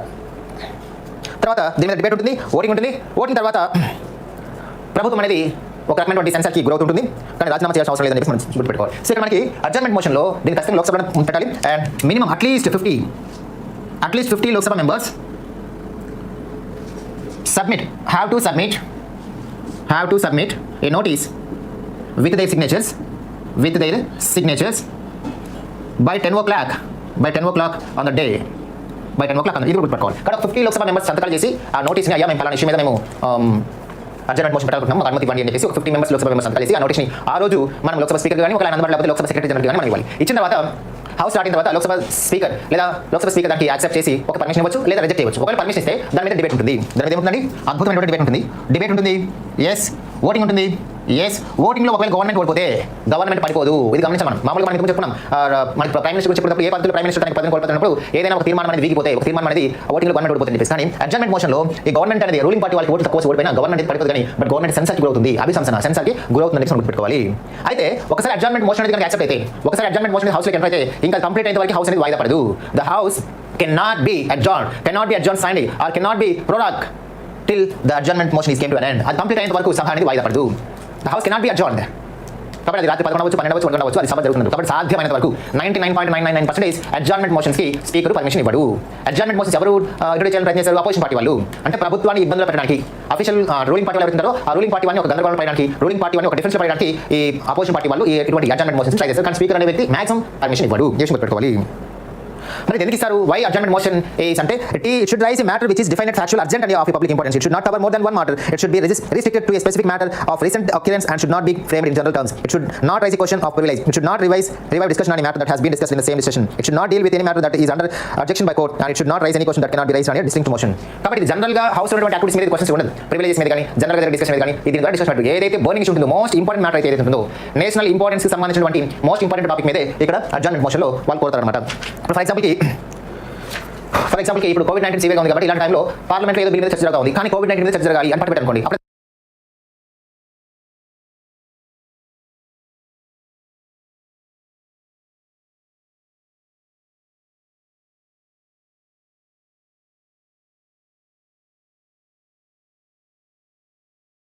Coming to the next one, no confidence motion. In Telugu it is అవిశ్వాస తీర్మానం. ఇది కూడా మోస్ట్ ఎక్స్పెక్టెడ్ డాక్యుమెంట్. ఇక్కడ మనం నేను చెప్పినటువంటి 4 టాపిక్స్ చెప్తున్నా, ఇవి మోస్ట్ ఎక్స్పెక్టెడ్. ఏంటి అవి? Adjournment motion, calling attention motion కొంచెం important. Calling attention motion, adjournment motion, no confidence motion, confidence motion, censure motion, motion of thanks. చాలా చాలా చాలా చాలా important. Exam point of view అద్భుతమైన అవకాశం అవి డెఫినెట్ క్వశ్చన్స్ మనకు అడుగుతుంది. అయితే ఇక్కడ కాన్సెప్ట్ అనేది ఎలా ఉంటుంది, కొంచెం తికమక పెట్టేలా ఉంటుంది అనమాట. అది లాస్ట్ నేను చెప్తాను. Coming to the no confidence motion. So as per article number 75, what do we know? As per article number 75, Lok Sabha may all council of ministers or council of ministers are collectively responsible to Lok Sabha. మనం ఇంతకు చాలాసార్లు చెప్పుకున్నాం కదా, లోక్ సభకి ministers అనే వాళ్ళు వెళ్తున్నారో, ఈ మినిస్టర్స్ వాళ్ళు క్యాబినెట్ మినిస్టర్స్ కానీ, స్టేట్ ఇండిపెండెంట్ మినిస్టర్స్ కానీ, డిప్యూటీ మినిస్టర్స్ కానీ, వాళ్ళు ఎవరైనా కానీ మన సంబంధం లేదు. మినిస్టర్ అనేవాడు అంటే అక్కడ పార్లమెంట్ దగ్గర మినిస్టర్ అనేవాడు ఎవరికి కలెక్టివ్గా రెస్పాన్సిబుల్ ఉండాలి? మినిస్టర్స్ అనేవాళ్ళు ఇండివిజువల్గా అయితే ప్రెసిడెంట్కి, కలెక్టివ్గా అయితే కనుక లోక్సభకి రెస్పాన్సిబుల్గా ఉండాలని చెప్తున్నాం. అలాంటప్పుడు వాళ్ళు లోక్సభకి రెస్పాన్సిబుల్గా ఉన్నప్పుడు వాళ్ళు చాలా బాధ్యతాయుతంగా ప్రవర్తించాలి. వాళ్ళు తీసుకొచ్చే పాలసీస్, వాళ్ళు తీసుకొచ్చే వెల్ఫేర్ స్కీమ్స్, డెవలప్మెంట్ ప్రోగ్రామ్స్, ఇతర పాలసీస్ అన్ని కూడా ప్రజల్ని సాటిస్ఫై చేసేలాగా ఉండాలి.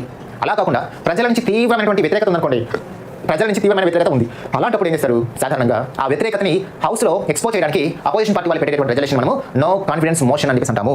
ఈ నో కాన్ఫిడెన్స్ మోషన్ గురించి కాన్స్టిట్యూషన్లో లేదు. It is not mentioned directly in the Constitution of India, but it is mentioned in parliamentary procedures under rule number 198. చాలా ఇంపార్టెంట్ ఇది. It is not mentioned in Constitution of India. It is not mentioned in Constitution of India, but it is mentioned in parliamentary proceedings under rule number 198. చాలా అద్భుతమైన question, చాలా అడిగారు. ఇది ముందు group 2017 or 18 అనుకుంటాను, group 2లో ఈ క్వశ్చన్ అనేది ఇచ్చారనమాట. ఏమని ఇచ్చారు? No confidence motion is mentioned under and it is option 3 in the constitution or in the parliamentary proceedings or in the public representation people's representation act 1951. ఇంకో none of the above all the above nature. కాబట్టి ఇక్కడ ఈ no confidence motion అనేది ఇంతవరకు కూడా కాన్స్టిట్యూషన్లో దాని గురించి చెప్పనే లేదు. దాని గురించి ఎక్కడ ఉందంటే పార్లమెంటరీ ప్రొసీడింగ్స్లో రూల్ నెంబర్ 198 ప్రస్తావించబడింది జరిగింది. కాబట్టి రూల్ నెంబర్ 198 ప్రకారం ఎవరైనా సరే ఇక నో కాన్ఫిడెన్స్ మోషన్ పెట్టచ్చు. అయితే నో కాన్ఫిడెన్స్ మోషన్ ఎవరు పెడతారు? అపోజిషన్ పార్టీ వాళ్ళు పెడతారు. It is moved by opposition party. In general కాదు, మామూలుగా it is moved by opposition party against the government policies. కాబట్టి ఇక్కడ మనం అవిశ్వాస నో కాన్ఫిడెన్స్ మోషన్ అవిశ్వాస తీర్మానం మనం పెట్టాలంటే ఏముండాలి? It must be introduced only Lok Sabha. ఇది గుర్తుపెట్టుకోవాలి. It must be introduced in Lok Sabha. Adjournment motion కూడా మనము లోక్సభలోనే పెట్టాలి. అదేవిధంగా నో కాన్ఫిడెన్స్ మోషన్ కూడా మనము లోక్సభలో ఇంట్రొడ్యూస్ చేయాలి, రాజ్యసభలో లేదు. అలాంటప్పుడు ఏం చేయాలి? 50 మెంబర్స్ లోక్సభ మెంబర్స్ వెళ్తున్నారు, ఇక్కడ అలాగే ఒక 50 లోక్సభ మెంబర్స్ సంతకాలు చేసి దాన్ని ఎవరికి ఇవ్వాలి? స్పీకర్కి కానీ సెక్రటరీ జనరల్ కానీ ఇవ్వాలి. ఇచ్చిన తర్వాత ఇంకో 50 మెంబర్స్ దానికి సపోర్ట్గా మద్దతు ఇచ్చినట్టు చెప్పాలన్నమాట.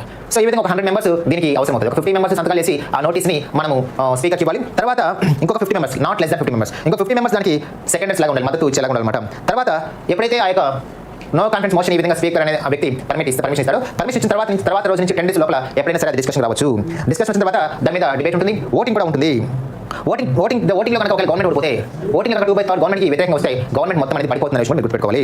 అయితే rule number 198 is not mention any particular reason to move a no confidence motion. No confidence motion అనేది మనము మూవ్ చేయడానికి ఎటువంటి రీజన్స్ అనేది చూపాల్సిన లేదు. మేము ప్రభుత్వం మీద అవిశ్వాసం మనం పెట్టాలి అనుకుంటున్నాం అంతే. పలానా కారణం మీద పెట్టాలనుకుంటున్నాం, ఇటువంటి కారణాలు చూపించాల్సిన అవసరం లేదు. చాలా ఇంపార్టెంట్ లైన్ ఇది.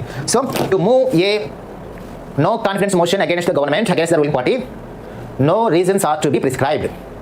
ఎటువంటి కారణాలు చూపించాల్సిన అవసరం లేదు అనమాట. అయితే మనం గమనించాల్సిన విషయం ఏంటంటే ఒక రూల్ నెంబర్ 198 ప్రకారం ఒక ఇయర్లో ఎన్నిసార్లు మనం నో కాన్ఫిడెన్స్ మోషన్ పెట్టచ్చు. బట్ అయితే మనం ఒక కన్వెన్షన్ ఫాలో అవుతున్నాం. ఆ కన్వెన్షన్ ఏంటి? 6 monthsలో 2 times అంటే ఎక్కువ సార్లు మనం ఈ నో కాన్ఫిడెన్స్ మోషన్ పెట్టకూడదు. అంటే ఇయర్లో 4 times, 6 monthsలో 2 times అనమాట. కాబట్టి ఒక 6 months పీరియడ్ ఆఫ్ టైంలో 2 times కంటే ఎక్కువ సార్లు ఈ యొక్క అద్భుతమైనటువంటి నో కాన్ఫిడెన్స్ మోషన్ ఇంట్రొడ్యూస్ చేయకూడదని చెప్పి మనం చెప్తున్నాము. సో ఇక్కడ మనం గమనించినట్లయితే ఆర్టికల్ 7 మళ్ళీ డిస్కస్ చేసిన కనుక ఆర్టికల్ 75 ప్రకారం ఇదంతా మొత్తం మనకి చేస్తున్నారు అనమాట. కాబట్టి the Lok Sabha can remove the ministry from office by passing a no confidence motion. The motion needs support 50 members to be admitted. చాలా ఇంపార్టెంట్ క్వశ్చన్ మనకు అనమాట. కాబట్టి నో కాన్ఫిడెంట్ మోషన్ అనేది ఏదైతుందో దీనికి 50 members లోక్సభ మెంబర్స్ యొక్క సిగ్నేచర్స్తో ఫస్ట్ ఇవ్వాలి. తర్వాత 50 members దీన్ని సపోర్ట్ చేయాలి. సపోర్టింగ్ అనేది అవసరము. అలా చేసిన తర్వాత ఇది 10 days లోపల వస్తుంది. ఓకే, మళ్ళీ చెప్తాను, గుర్తుపెట్టుకోండి. జనరల్గా మనం మాట్లాడుకుందాం.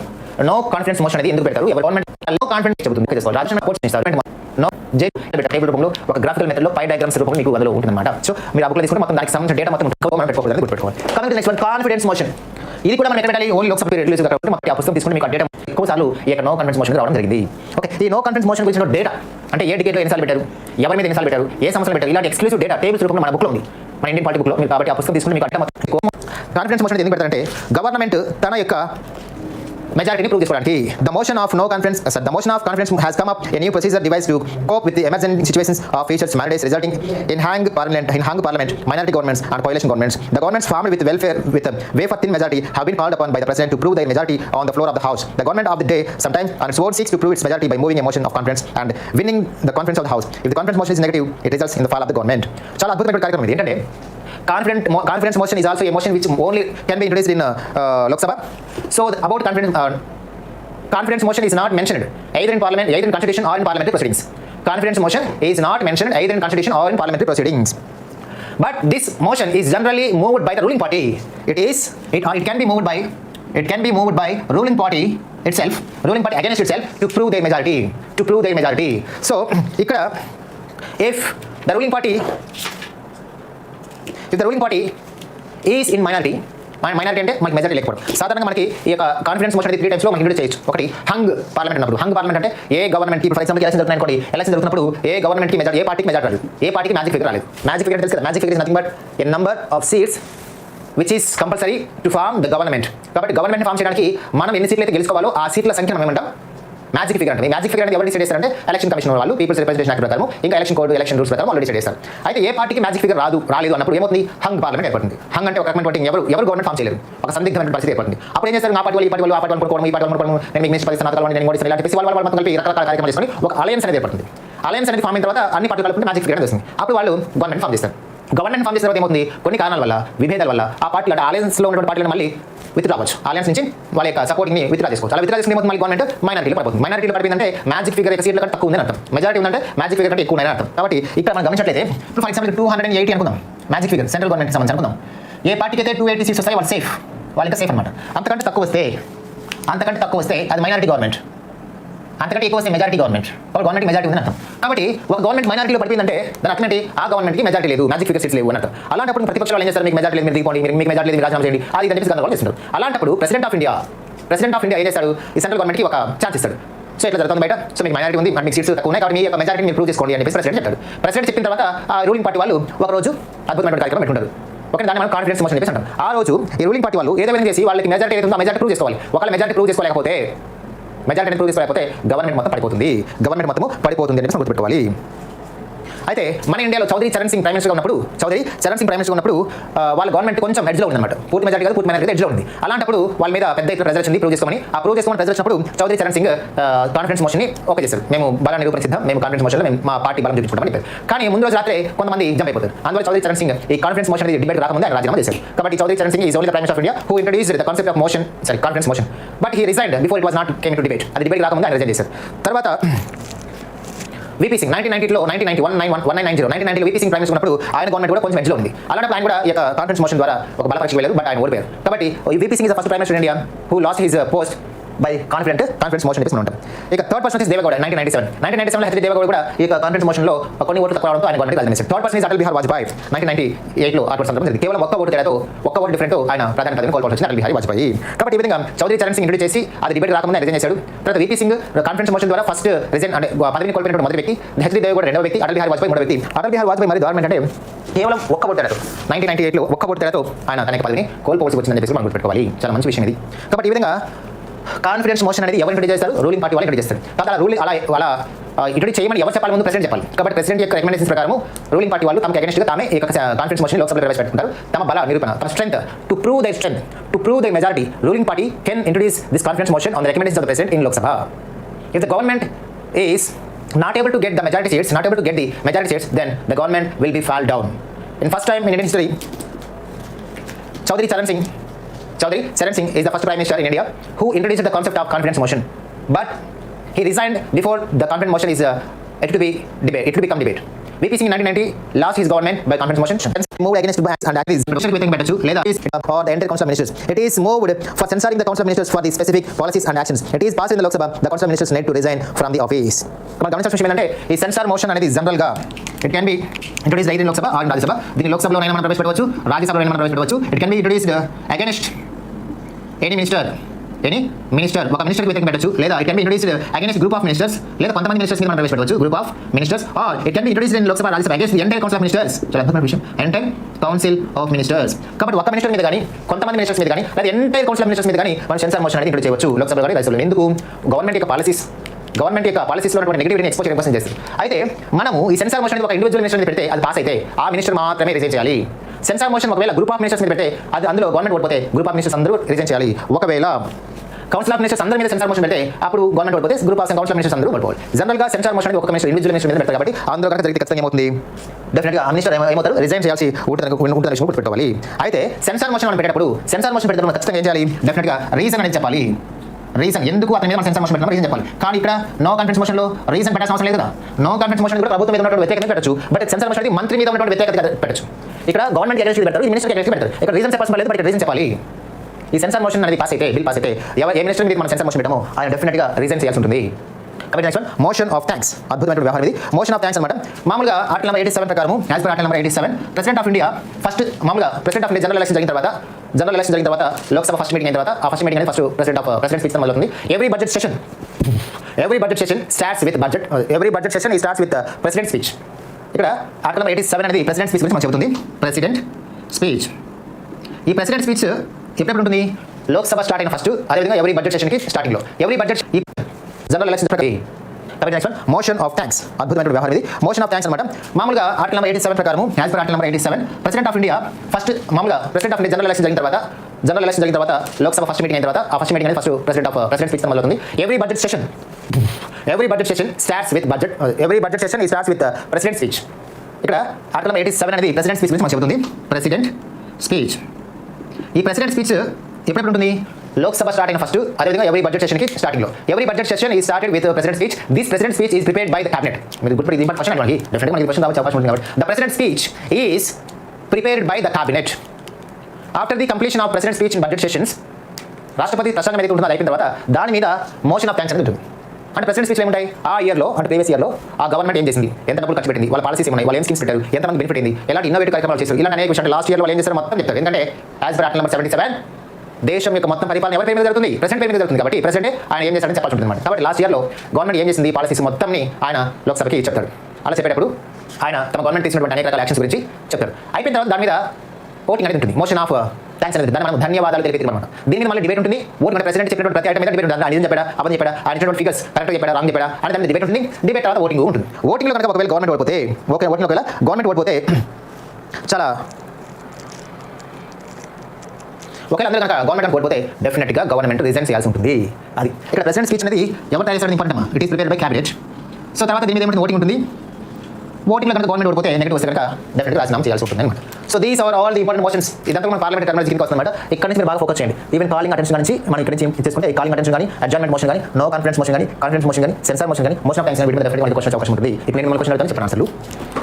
If a censure motion is passed in Lok Sabha against a minister, what happens immediately? Concerned minister has to resign his post immediately. And question rajinama cheyali. Question number 2. Who prepared the president's speech? The cabinet. When did India adopted itself calling attention motion? 1954. What is the main difference between censor motion and no confidence motion? Censor motion is moved against a minister or ministers. No confidence motion is moved against the government. No reasons are to be prescribed in no confidence motion, but reasons are prescribed in censor motion. That's the core. Who is the first prime minister in India to lose his post by confidence motion? VP Singh, not Charan Singh, but he resigned. Okay. తర్వాత adjournment motion is only introduced in Lok Sabha only. So ఈ విధంగా నేను చెప్పిన ప్రతి point మీకు బాగా note చేసుకోండి. డెఫినెట్గా వీటి మీద మనకి క్వశ్చన్ ఇవి జనరల్ మనకు వచ్చే అవకాశం లేదు. కానీ ఇక్కడ నుంచి అండి calling attention motion, adjournment motion, no confidence motion, confidence motion, censure motion, most of things వీటి మీద మనకి డెఫినెట్ ఎగ్జామ్ పాయింట్ ఆఫ్ వ్యూలో క్వశ్చన్ వచ్చే అవకాశాలు చాలా ఉన్నాయి. వాటి మీద మీరు ఫోకస్ చేయండి. అంటే మీరు కూడా ఏం చేస్తారు, ఇలాగే మోషన్స్ అండ్ టాపిక్స్ మంచి ఇలాగే చార్ట్ ప్రిపేర్ చేసుకోండి. అన్ని ఒకే చోట కవర్ అవ్వాలి. అన్ని ఒకే చోట మెయిన్ పాయింట్స్ ఇలా రాసుకోండి. నేను బోర్డు మీద రాసి మీరు అలాగే రాసుకుంటే షార్ట్ నోట్స్ కూడా ఇలాగే ప్రిపేర్ చేసుకుంటే ఒక టాపిక్ సంబంధించి మొత్తం ఒకే పేపర్లో మనకు కనిపించాలి. రివైజ్ చేసినప్పుడు రివిజన్ చేసినప్పుడు దగ్గర మన సింపుల్ అర్థమైపోవాలి. అప్పుడు రివిజన్ సులభంగా ఉంటుంది, ఎగ్జామ్ బాగా గుర్తుంటాయి. ఆ విధంగా మీరు ఫాలో అవ్వండి.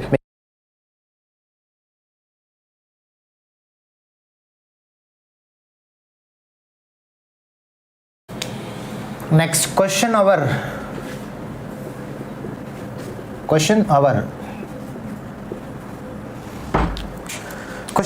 is the first hour of every parliamentary sitting is slotted for this. Every first hour of the parliamentary sittings is called question hour. During this time the members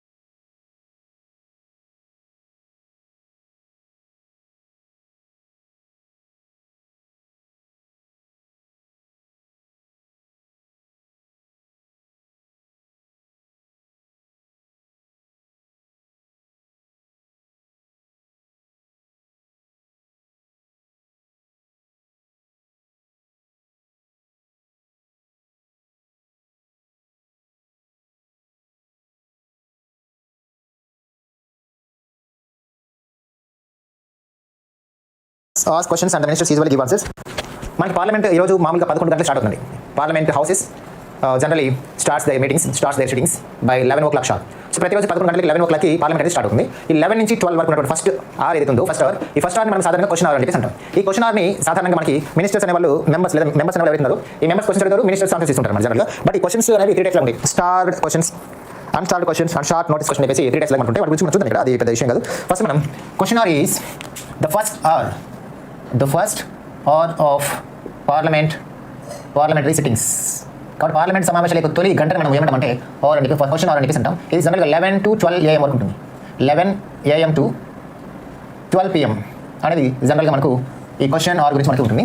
ఈ question అవర్లో main ఏం జరుగుతుంది, members of the house ask questions and the minister of the house give the answers. So in the question hour 3 types of questions are asked. They are starred questions, unstarred questions and short notice questions. There are 3 types of questions are being asked in the first hour of the parliament sessions. That is starred questions, short notice questions. What are starred questions? Starred questions are requires an oral answer and hence supplementary questions can follow. A starred question requires a question which requires oral answer from a minister and it has supplementary questions also follows. Supplementary questions can follow. Unstarred questions means the questions which requires a written answer from the minister. Written answer, no supplementary questions can follow. No supplementary questions has to follow. It is asked by a member by giving a notice less than 10 days. It is answered orally. So మనం చూసినట్లయితే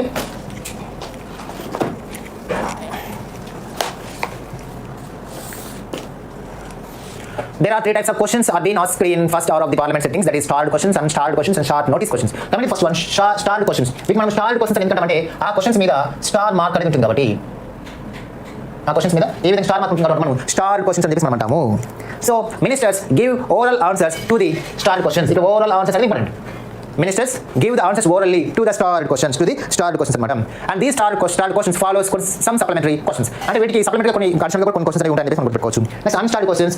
for the unstarred questions ministers give answers in a written mode.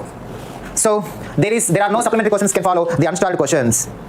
And short note questions means to ask a short notes question, the member of the house can give a notice before 10 days to the speaker of Lok Sabha or Rajya Sabha. Answers will be given orally to the short notice questions. So next 0 hour. Answers will be given orally to the short notice. Give a notice before 10 days to the speaker of Lok Sabha or Rajya Sabha. Answers will be given orally to the short notice questions.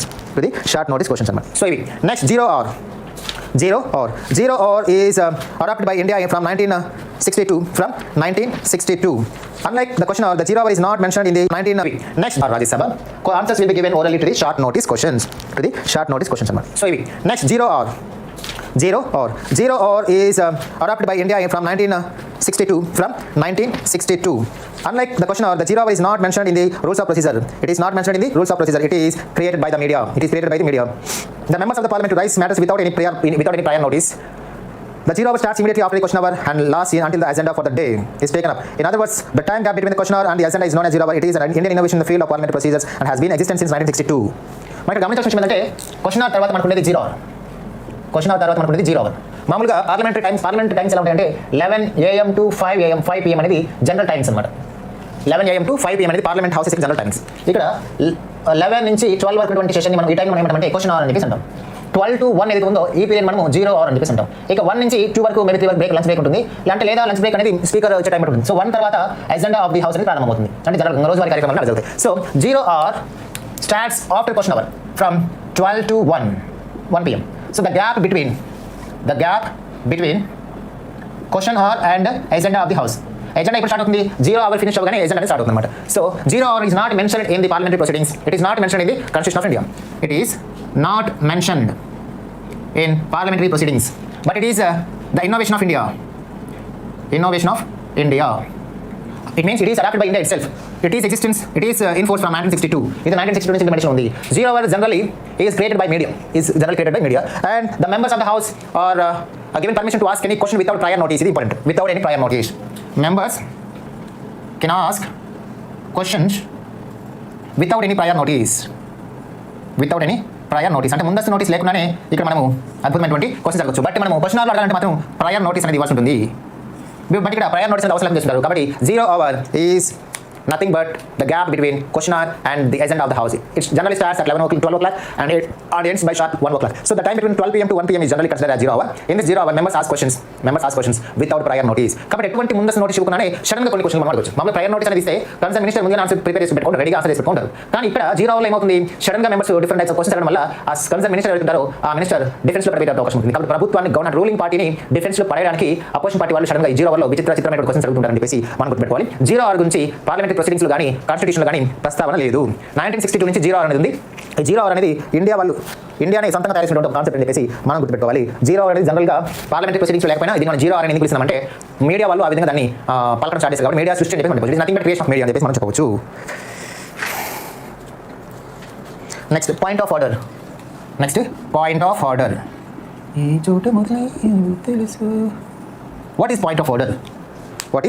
Of order? మనకు చూద్దాం.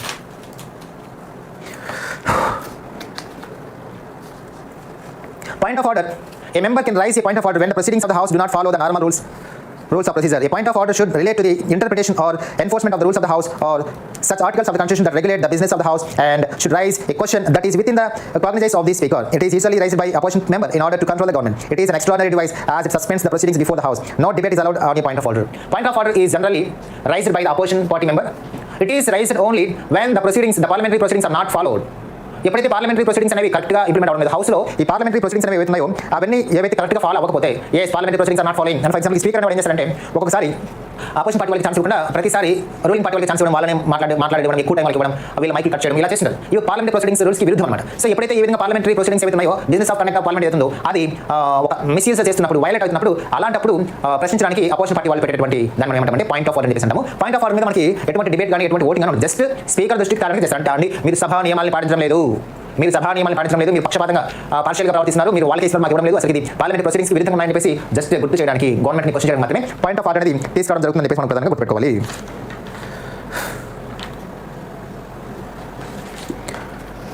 Some more terms relating to the parliamentary system. ఈ టాపిక్లో exam point of important parliamentary terms మనం చెప్పుకున్నాం. అవి ఏంటంటే floor crossing, carpet crossing.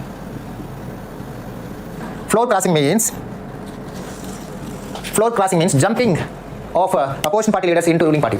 Jumping opposition leaders from opposition party to ruling party is nothing but floor crossing. Opposition party లో ఉన్న ఎవరైతున్నారో ఈ opposition పార్టీలో ఉన్నటువంటి వారిని అపోజిషన్ పార్టీ నుంచి రూలింగ్ పార్టీలోకి జంప్ అయితే ఒక క్యాండిడేట్, దాన్ని మనం ఫ్లోర్ క్రాసింగ్ అని చెప్పేసి అంటాం.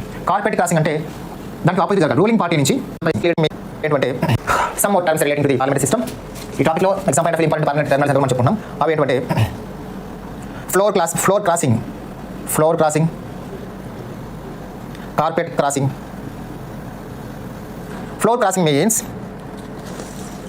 Floor crossing means jumping of opposition party leaders into ruling party.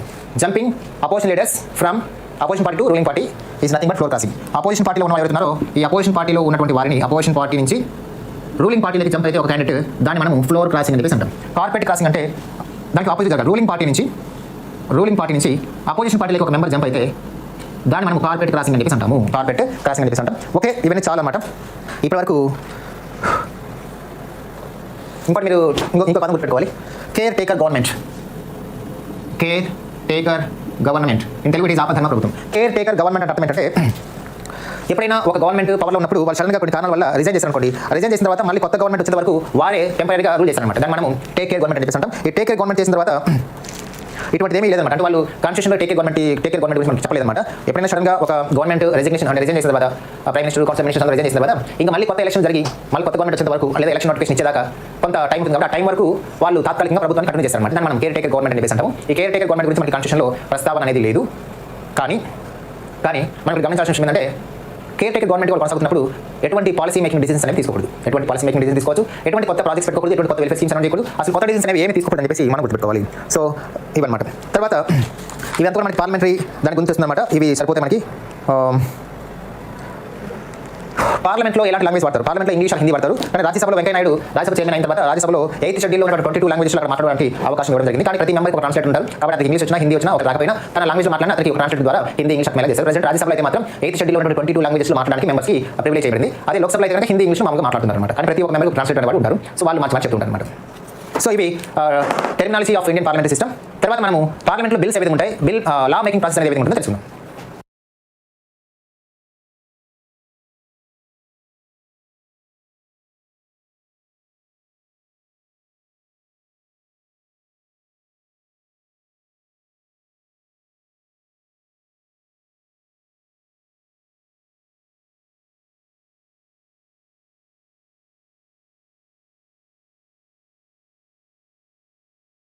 Next, very important topic, legislature procedure in the parliament. Legislature procedure in the parliament.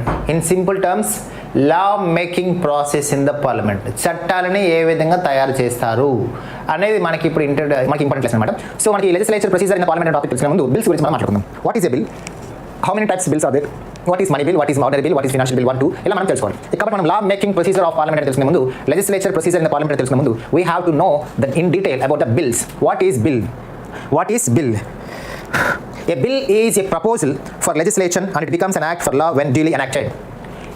సింపుల్గా చెప్పాలంటే a bill is a proposal for legislation, అంటే చట్టంలాగా మారడానికి తయారు చేయబడ్డ ఒక proposal. Bill is nothing but a draft. It is prepared by the cabinet. So what is bill? Bill is bill, but bill is bill కాదు. What is bill అంటే bill is a proposal for legislation or a bill is a draft that is made by cabinet.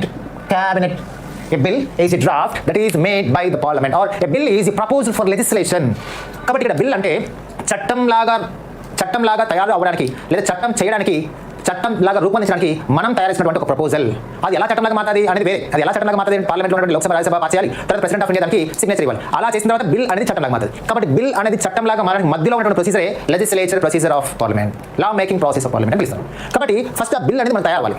ఆ bill అనేది ఎవరు తయారు చేస్తారు? Bill in general, A bill is generally prepared by the cabinet of India. కాబట్టి bill అనేది ఎవరు తయారు చేస్తారంటే క్యాబినెట్ తయారు చేస్తుంది. Procedure of parliament, law making process of parliament అని పిలుస్తారు. కాబట్టి ఫస్ట్ ఆ బిల్ అనేది మనం తయారు అవ్వాలి. ఆ బిల్ అనేది ఎవరు తయారు చేస్తారు? Bill in general, A bill is generally prepared by the cabinet of India. కాబట్టి బిల్ అనేది ఎవరు తయారు చేస్తారంటే క్యాబినెట్ తయారు చేస్తుంది. ఫర్ ఎగ్జాంపుల్ బడ్జెట్ అనుకోండి. బడ్జెట్ అనేది ఒక బిల్, ఏమంటారు? ఒక బిల్, అద్భుతమైనటువంటి బిల్.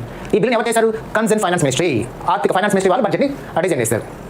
ఓకే, రీసెంట్గా లేదా ఒక అగ్రికల్చర్కి సంబంధించిన ఒక పాలసీ ఉంది, అగ్రికల్చరల్ పాలసీ 2020-25 అని ఒక బిల్ ఉంది. దాన్ని ఎవరు చేస్తారు? Concern ministry of agriculture and animal husbandry వాళ్ళు చేస్తారు. ఐటీ పాలసీ ఉంది, ఐటీ పాలసీ 2020-25 ఉంది. దాన్ని ఎవరు చేస్తారు? కన్సర్న్ మినిస్ట్రీ, ఐటీ మినిస్ట్రీ వాళ్ళు చేస్తారు. కాబట్టి bill is generally prepared by concern ministry. ఆ సంబంధిత మినిస్ట్రీ ఎవరైతే ఉంటారో ఆ మినిస్ట్రీ వాళ్ళు బిల్ తయారు చేస్తారు. ఆ బిల్లో ఏముంటుంది? Bill contents the context related to the policy, related to the law. ఆ చట్టానికి సంబంధించి కానీ ఆ యొక్క పాలసీకి సంబంధించిన కంటెక్స్ట్ అనేది ఉంటుంది. ఓకేనా? That is the bill. So bill can be classified on its nature, on the grounds of nature, into ordinary bill or money bill, public bill or private bill, money bill, financial bill category A, category B, or constitutional amendment bill. ఇలా మనం రకరకాలుగా వర్గీకరించుకోవచ్చు. In general bills can be classified into 2 categories: public bills and private bills. Coming to the first classification, public bills and private bills. Public bills and private bills. Public bill is a bill which is introduced by minister. Private bill is a bill which is introduced by another member. So what మనం చూద్దాం differences between public bill and private bill. It is introduced by a minister. Public bill is introduced by minister. So minister చేత introduce చేయబట్టి it is public bill. Private bill is introduced by a member of parliament other than minister. Is introduced by a member. Who is that member? Other than minister. Minister కాకుండా ఉన్న వ్యక్తి అవుతున్నాడు అతడు. So private bill is a bill which is introduced by a member who is other than minister. Public bills are the bills which are introduced by the ministers. Okay, so private bills అనేవి మంత్రి కాని వ్యక్తి introduce చేస్తారు. Public bills అనేవి మంత్రి చేత introduce చేయబడతాయి. It reflects of the policies of the government. Public bill reflects the policies of the government. But ఇక్కడ it reflects the stand of opposition. It reflects the stand of opposition party. It reflects the stand of opposition. It reflects of the policies of the government. Public bill reflects the policies of the government. But ఇక్కడ it reflects the stand of opposition. It reflects the stand of opposition party. It reflects the stand of opposition party on public matter. Next, public bills has greater chance to be approved. To approve by the president. ఇక్కడ has lesser chance to approve by the President of India. Its rejection by the House amounts to the expression of what of parliamentary confidence in the government and may lead to its resignation. Its rejection cause to the resigns of the government. ఇక్కడ has lesser chance to approve by the President of India. Its rejection by the House amounts to the expression of what of parliamentary confidence in the government and may lead to its resignation. Its rejection cause to the resigns of the government. Its rejection by the House has no implication on the parliamentary confidence in the government. It is introduced in the House. It requires 7 days. Notice. It requires 1 month notice. 30 days notice. It is drafted by the concerned department consulting with the law department. It is drafting is the responsibility of the member of the concern. So coming to discuss the differences between public law, so public bill and private bill. Public bill and private bill. Public bills are the bills which are introduced by the ministers of the ruling party, whereas private bills are the bills which are introduced by the opposition party members or a member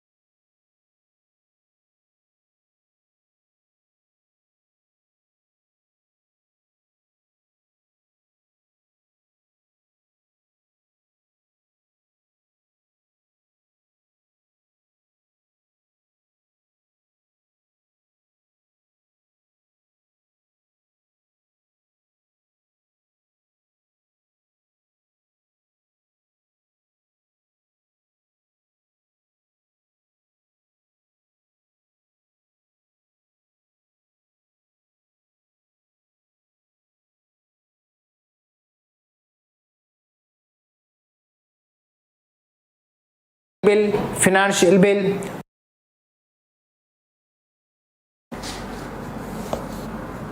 and minister అయితే కనుక అతడు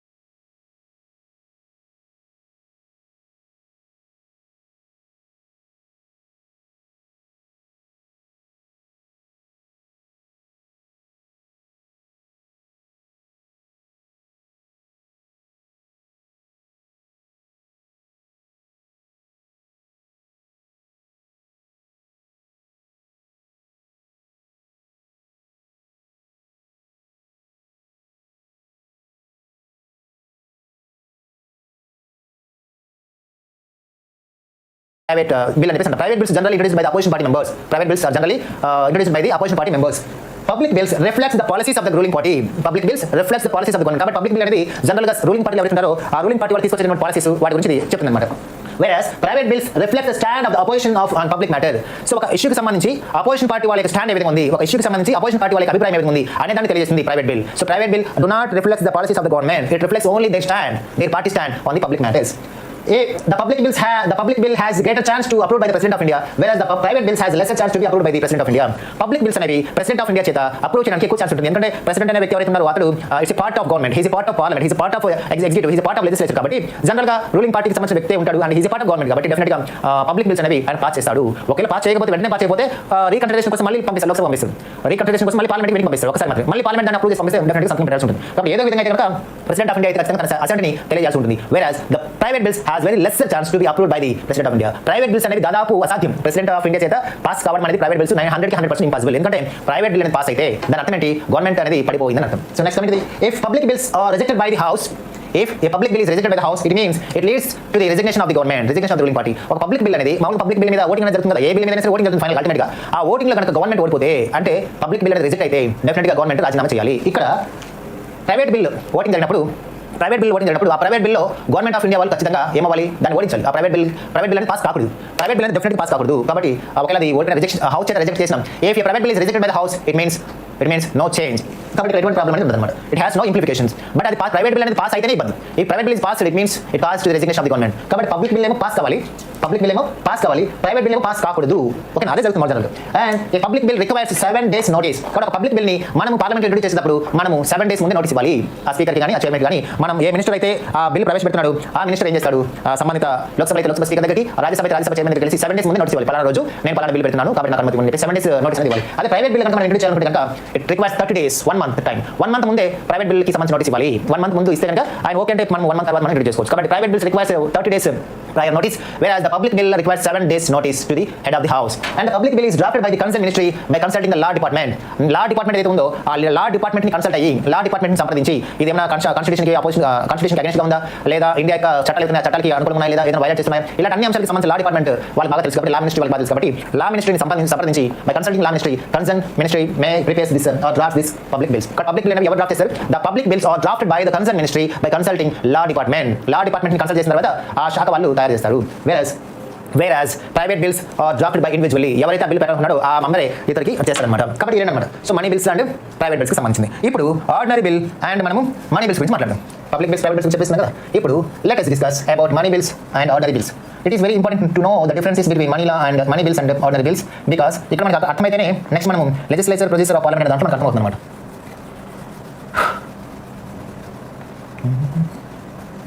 okay, ordinary bill and money bill. ordinary bills and money bills. తెలుగులో వీటిని మనం సాధారణ బిల్లులు, ద్రవ్య బిల్లులు అని చెప్తాం. What are the main differences between money bills and ordinary bills అని మనం చూద్దాం. Ordinary bill can be introduced either in Lok Sabha or Rajya Sabha, but money bills are only introduced in Lok Sabha. ఇది గుర్తుపెట్టుకోండి. It can be introduced in ordinary bill can be introduced either in Lok Sabha or in Rajya Sabha. కాబట్టి ordinary bills అనేవి లోక్సభలోనే మనం introduce చేయవచ్చు, రాజ్యసభలోనే introduce చేయవచ్చు. whereas many bills can be introduced only in Lok Sabha. Money bills అనేవి లోక్సభలో మాత్రమే ముందుగా మనం ఇంట్రొడ్యూస్ చేయాలి. Next, it can be introduced by either a minister or a private member. An ordinary bill can be introduced either by a minister or by a private member. But here all money bills can be introduced by a minister, not by a member, not by a private member. All money bills can be introduced only in Lok Sabha and all money bills can be introduced only by a minister, by a concerned minister. Next, it is introduced without the recommendations of the president. All ordinary bills do not need any prior permission without the recommendations of the president. So no prior permission is required for the ordinary bills. But all money bills are introduced with the recommendations of the presidents. So all money bills requires prior permission of the president. All money bills required prior permissions of the president. It can be amended by or rejected by Rajya Sabha. So it can be amended or rejected by Rajya Sabha. But money bills, it cannot be amended or rejected with Rajya Sabha. It cannot be amended or it cannot be rejected It cannot be rejected by Rajya Sabha, but the Rajya Sabha should return the bill with or without recommendations, which may be accepted or rejected by the House, Lok Sabha. It can be detained by Rajya Sabha for a maximum period of 6 months. It can be detained by Rajya Sabha for a maximum period of 6 months. Whereas money bills can be detained by the Rajya Sabha with a maximum period of 14 days only. 14 days. Okay. There is no provision of joint of session. It's the end. Different as money bills can be introduced or approved or cannot be returned for the reconsideration of the parliament. These are the main differences between money bills and ordinary bills. Very, very, very important topic. మనకి ఇక్కడ గమనించినట్లయితే ordinary bills can be introduced in Lok Sabha, either Lok Sabha or Rajya Sabha, whereas money bills can be introduced only in Lok Sabha. Ordinary bills can be introduced by either by a minister or a private member, whereas money bills can be introduced by a minister only. Ordinary bills do not require any prior permission of the president. Means ordinary bills can be introduced without the recommendations of the president. అంటే president recommendations ఏమీ అవసరం లేదు. Whereas money bills requires prior permission of the president. కాబట్టి money bills మనం introduce చేయాలంటే president యొక్క prior permission compulsory, ముందస్తు అనుమతి అవసరం. కాబట్టి money bills can be introduced in the Lok Sabha with the recommendations of the president. But ఇక్కడ ordinary bills కి సంబంధించి president యొక్క recommendations అవసరం లేదు, president యొక్క prior permission అవసరం లేదు. బట్ ఇక్కడ money bills విషయంలో మనం చూసినట్లయితే recommendations అనేవి అవసరం, president యొక్క prior permission అవసరం. Coming. So ordinary bills can be amended or rejected by Rajya Sabha. Can be rejected by the Rajya Sabha. ఒక ఆర్డినరీ బిల్ అనేది లోక్సభ నుంచి రాజ్యసభకు వస్తే రాజ్యసభ దాన్ని అమెండ్ చేయవచ్చు లేదా రిజెక్ట్ చేయవచ్చు. Whereas Rajya Sabha cannot amend or cannot reject the bills. కానీ మనీ బిల్స్ విషయంలో మాత్రము రాజ్యసభ అమెండ్మెంట్ చేయలేదు, రిజెక్ట్ చేయలేదు అని గుర్తుపెట్టుకోవాలి. Ordinary bills detained by Rajya Sabha for maximum period of 6 months. కాబట్టి రాజ్యసభ ఒక ఆర్డినరీ బిల్ని డిటైన్ చేయాలంటే 6 months వరకు పీరియడ్ ఉంటుంది. వేరస్ ఈ మనీ బిల్స్ విషయంలో 14 days మాత్రమే ఉంటుంది. మనీ బిల్స్ విషయంలో 14 days మాత్రమే. So Rajya Sabha can detain the money bill for a maximum period of 14 days. 14 days వరకు మాత్రమే తన దగ్గర ఉంచుకోగలదు. అది ఆర్డినరీ బిల్ అయితే 6 months వరకు తన దగ్గర ఉంచుకోగలదు. అంటే 4 months లోపల తన దగ్గర ఉంచుకుంటుంది. ఫస్ట్ 4 months లోపల మళ్ళీ ఒకవేళ రీకన్సిడరేషన్ కోసం మళ్ళీ లోక్సభకు పంపించవచ్చు ఆర్డినరీ బిల్స్ విషయంలో. రాజ్యసభ మళ్ళీ పంపిస్తే మళ్ళీ 2 months. సో 4 + 2 గరిష్టంగా 6 months వరకే ఒక ఆర్డినరీ బిల్ని రాజ్యసభ డిటైన్ చేయగలదు. Whereas money bills can be detained by Rajya Sabha for a maximum period of 14 days only 14 days. ఇక్కడ మనం చూద్దాం. And ordinary bills does not require the certification of the speaker when it is transmitted to the Rajya Sabha. Ordinary bills does not require the certification of Lok Sabha Speaker when it is transmitted to the Rajya Sabha. ఒక bill Lok Sabha నుంచి రాజ్యసభకు పంపించేటప్పుడు ఆ బిల్లుని Lok Sabha speaker certify చేయాల్సిన అవసరం లేదు ordinary bills విషయంలో. అదే మనీ బిల్ అయితే మనీ బిల్లు లోక్సభ నుంచి రాజ్యసభకు వెళ్ళేటప్పుడు ఖచ్చితంగా లోక్సభ స్పీకర్ దాన్ని సర్టిఫై చేయాలి. So it requires the certification of the Lok Sabha speaker when it is transmitted to the Rajya Sabha. Next, if there is a disagreement between Lok Sabha and Rajya Sabha while passing the bill, if there is any deadlock for a bill, then President of India can summon the joint sitting session, whereas in money bills there is no chance to the disagreement of both houses. కాబట్టి ordinary bills విషయంలో ఒక dead lock అనేది ఏర్పడితే అంటే Lok Sabha approve చేసి Lok Sabha pass చేసి Rajya Sabha pass చేయకపోతే లేదా when it is transmitted to the Rajya Sabha.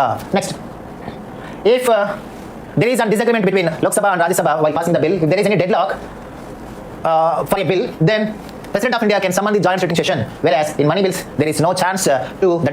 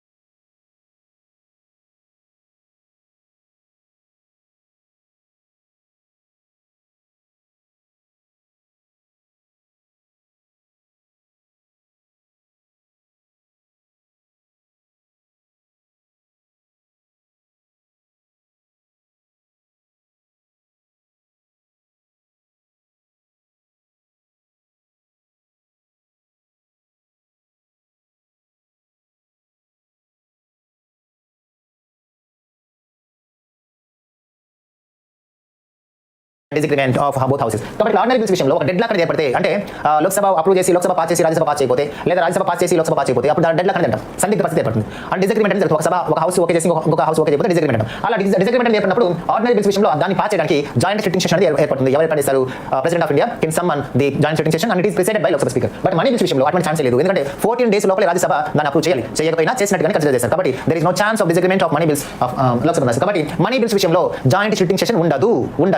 Next, ఒకవేళ ఆర్డినరీ బిల్ అనేది కనుక లోక్సభలో ఓటింగ్లో ఓడిపోతే గవర్నమెంట్ రాజీనామా చేయాలి. వేరే పబ్లిక్ బిల్ విషయం అది మనీ బిల్స్ విషయంలో కూడా లోక్సభలో ఓటింగ్లో గవర్నమెంట్ ఓడిపోతే రిజైన్ చేయాల్సి ఉంటుంది. సో ఆర్డినరీ బిల్ అయినా అదేవిధంగా మనీ బిల్ అయినా గవర్నమెంట్ అనేది ఓడిపోతే ఓటింగ్ ఖచ్చితంగా చేయాలి. And president can reject, president can approve, president can return the bill for reconsideration. Ordinary bill విషయంలో ప్రెసిడెంట్కి 3 ఛాన్సెస్ ఉంటాయి. He can reject the bill, he can approve the bill, he can return the bill for the reconsideration of the parliament. Ordinary bill విషయంలో president of India reject చేయవచ్చు, లేదంటే approve చేయవచ్చు, లేదంటే reconsideration of the parliament కోసం return చేయవచ్చు. రెండోసారి కూడా bill వస్తే ఖచ్చితంగా సంతకం చేయాలి. ఒకసారి మాత్రమే రిటర్న్ చేయగలడు ప్రెసిడెంట్. అలా రిటర్న్ చేసేటువంటి అధికారం మనం ఏమంటామంటే సస్పెన్స్ వీటో పవర్ అని చెప్పేసి అంటాము. అలా కాకుండా తను రిజెక్ట్ చేయకుండా అప్రూవ్ చేయకుండా కొద్దిగా పోస్ట్ పోన్ చేస్తే దాన్ని మనం పాకెట్ వీటో అని చెప్పేసి అంటాము. మనీ బిల్స్ విషయంలో మాత్రం ప్రెసిడెంట్ ఎలాంటి పవర్స్ ఉన్నాయంటే president can be rejected but cannot return the bill for the reconsideration. Money bills విషయంలో ప్రెసిడెంట్ అయితే ఓకే చేయాలి, అప్రూవ్ చేయాలి, లేదంటే రిజెక్ట్ చేయాలి, లేదంటే రీకన్సిడరేషన్ ఆఫ్ ద పార్లమెంట్ కోసం మళ్ళీ రిటర్న్ మాత్రం చేయలేము. So money bill cannot be return to the parliament for the reconsideration by the president. It can be passed or it can be rejected by the president. రెండు chances మాత్రం ఉంటాయి. But 3 chances ఉంటాయి. And ordinary bill can rejected by the president, can approved by the president, can return for the reconsideration of the parliament. So these are the main differences between ordinary bill and money bill. Money bills విషయంలో ఇంకొక విషయం పెట్టుకోవాలి. ఒక bill money బిల్లా ordinary బిల్లా ఎవరు decide చేస్తారు అంటే ఒక మంచి ప్రశ్న మనకి ఇక్కడ. Who can determine a bill is either a money bill is sorry who can determine a bill either it is a money bill or ordinary bill? This is most important question. Lok Sabha speaker can determine a bill either it is a money bill or not. ఒక bill money bill అవునా కాదా అని ఎవరు determine చేస్తారంటే Lok Sabha speaker మాత్రమే. అది మనం చెప్తాం. ఇట్